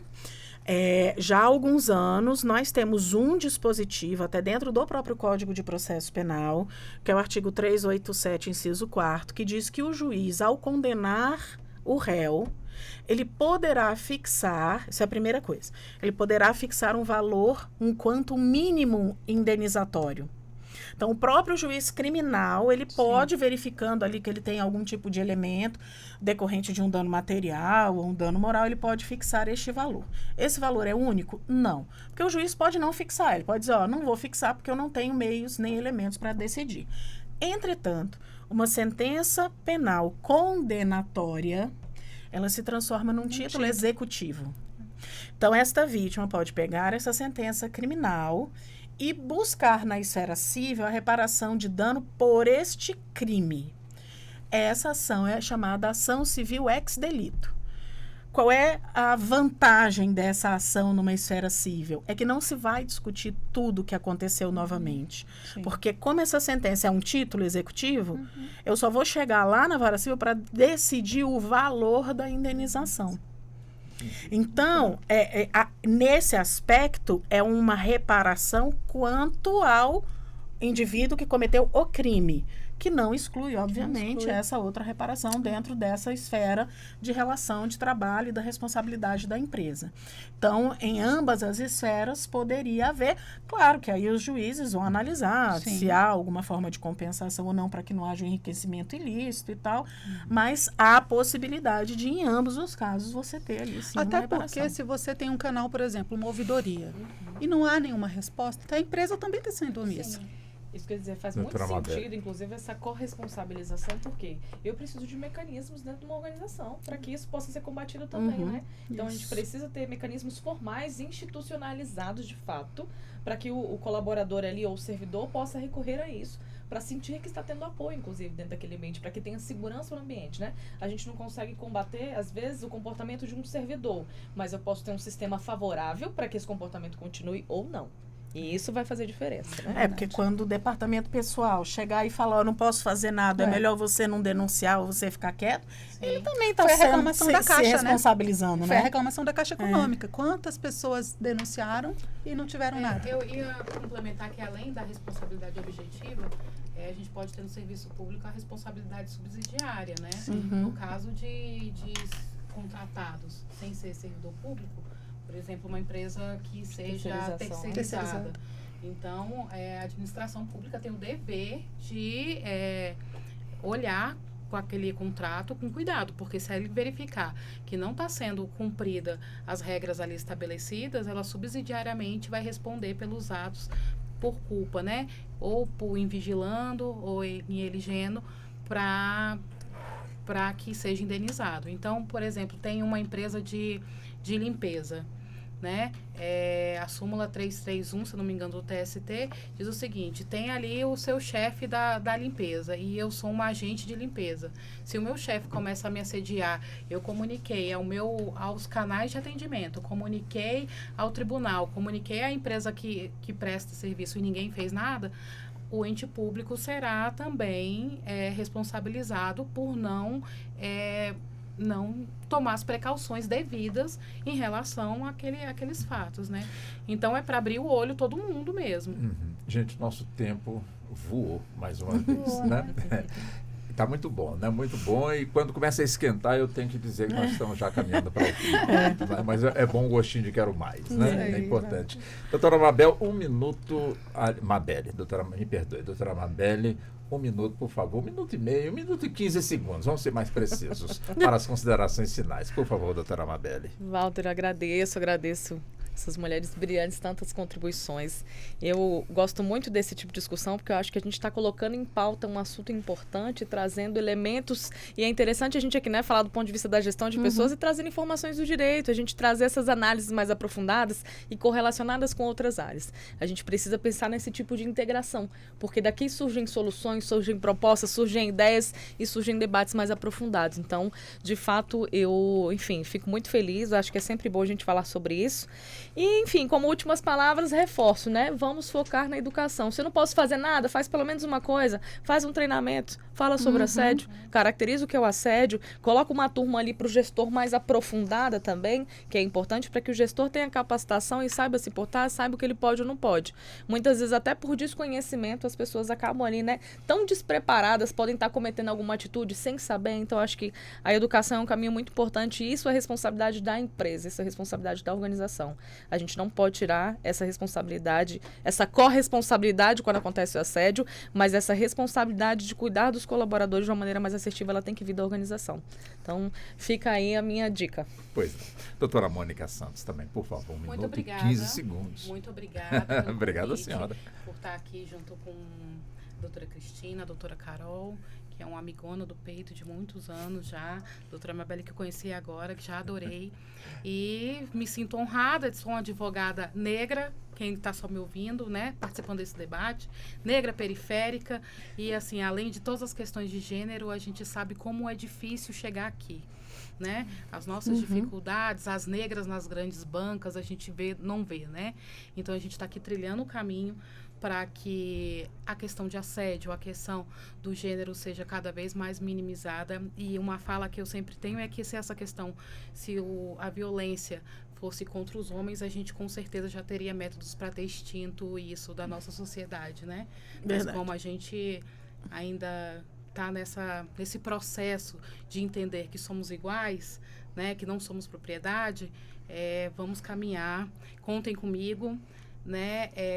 Tô no meu escritório lá bonitinha na periferia, quem quiser me procurar é a advogada Mônica Santos, fazendo meu jabá, obrigada. Tá? E espero ser chamada mais vezes. Opa, com certeza, muito obrigada. Com certeza.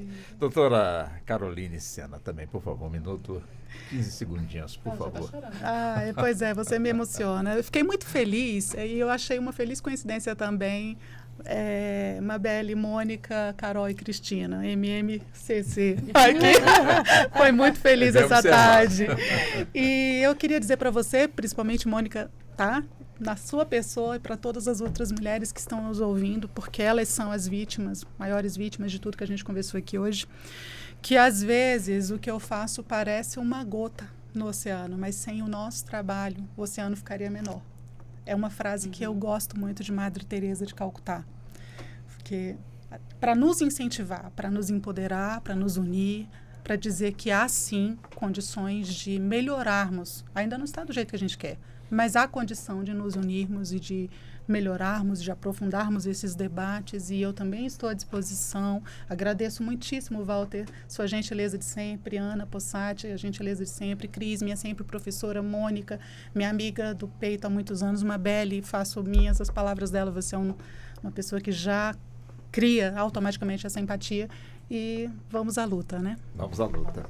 Doutora Cristina, também para a senhora. 1 minuto e 15 segundos, doutora. Tá bom. Queria agradecer minhas colegas aqui de bancada também. Já quero ser amiga da Mabelle também. Todo mundo quer ser amiga dela, né? Mônica, minha querida Carol, né, que mora aqui no meu coração, Walter. Queria agradecer e queria fazer uma observação importante, Walter. Pois não.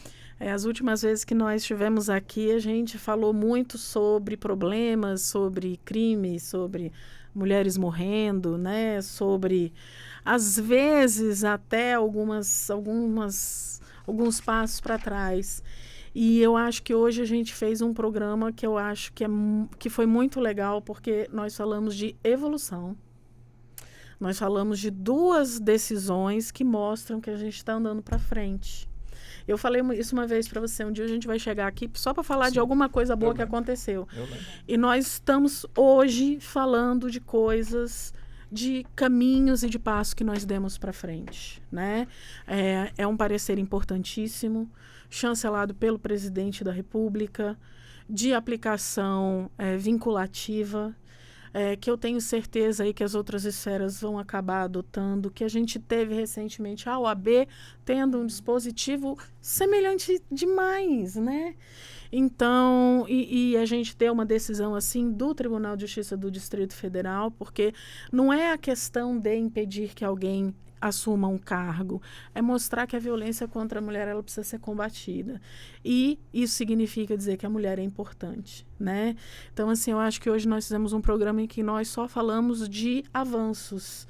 E isso é muito bom. Eu, como que estou presidente da Comissão de Combate à Violência Doméstica da OAB, eu gosto muito quando a gente pode falar sobre avanços, né? Então, eu estou muito feliz e que nós possamos continuar avançando, né? Nós, mulheres e homens, todos juntos, eu sempre digo isso, ser feminista e lutar pelos direitos da mulher, a gente não quer ser melhor do que ninguém, a gente só quer ser igual. E é isso. Doutora Cris, um abração para a senhora. Sempre muito obrigada, Walter, também. Igualmente, doutora Carol, da mesma forma. Doutora Mônica, se sinta sempre convidada, obrigada, tá bem? Walter. Doutora Mabélio, privilégio também tê-la aqui no nosso programa. Muito obrigado. Obrigada. E assim chegamos ao fim da edição de hoje do nosso Justiça na Tarde, entrevista que teve a minha condução. Sou Walter Lima, com a produção de Ana Cláudia Possati, trabalhos técnicos do Neto Silva e a coordenação de jornalismo da Marcela Luiza. Muito obrigado a todos e a todas. Uma boa tarde e até o nosso próximo encontro. A Rádio Justiça apresentou Justiça na Tarde. Secretaria de Comunicação Social, Supremo Tribunal Federal.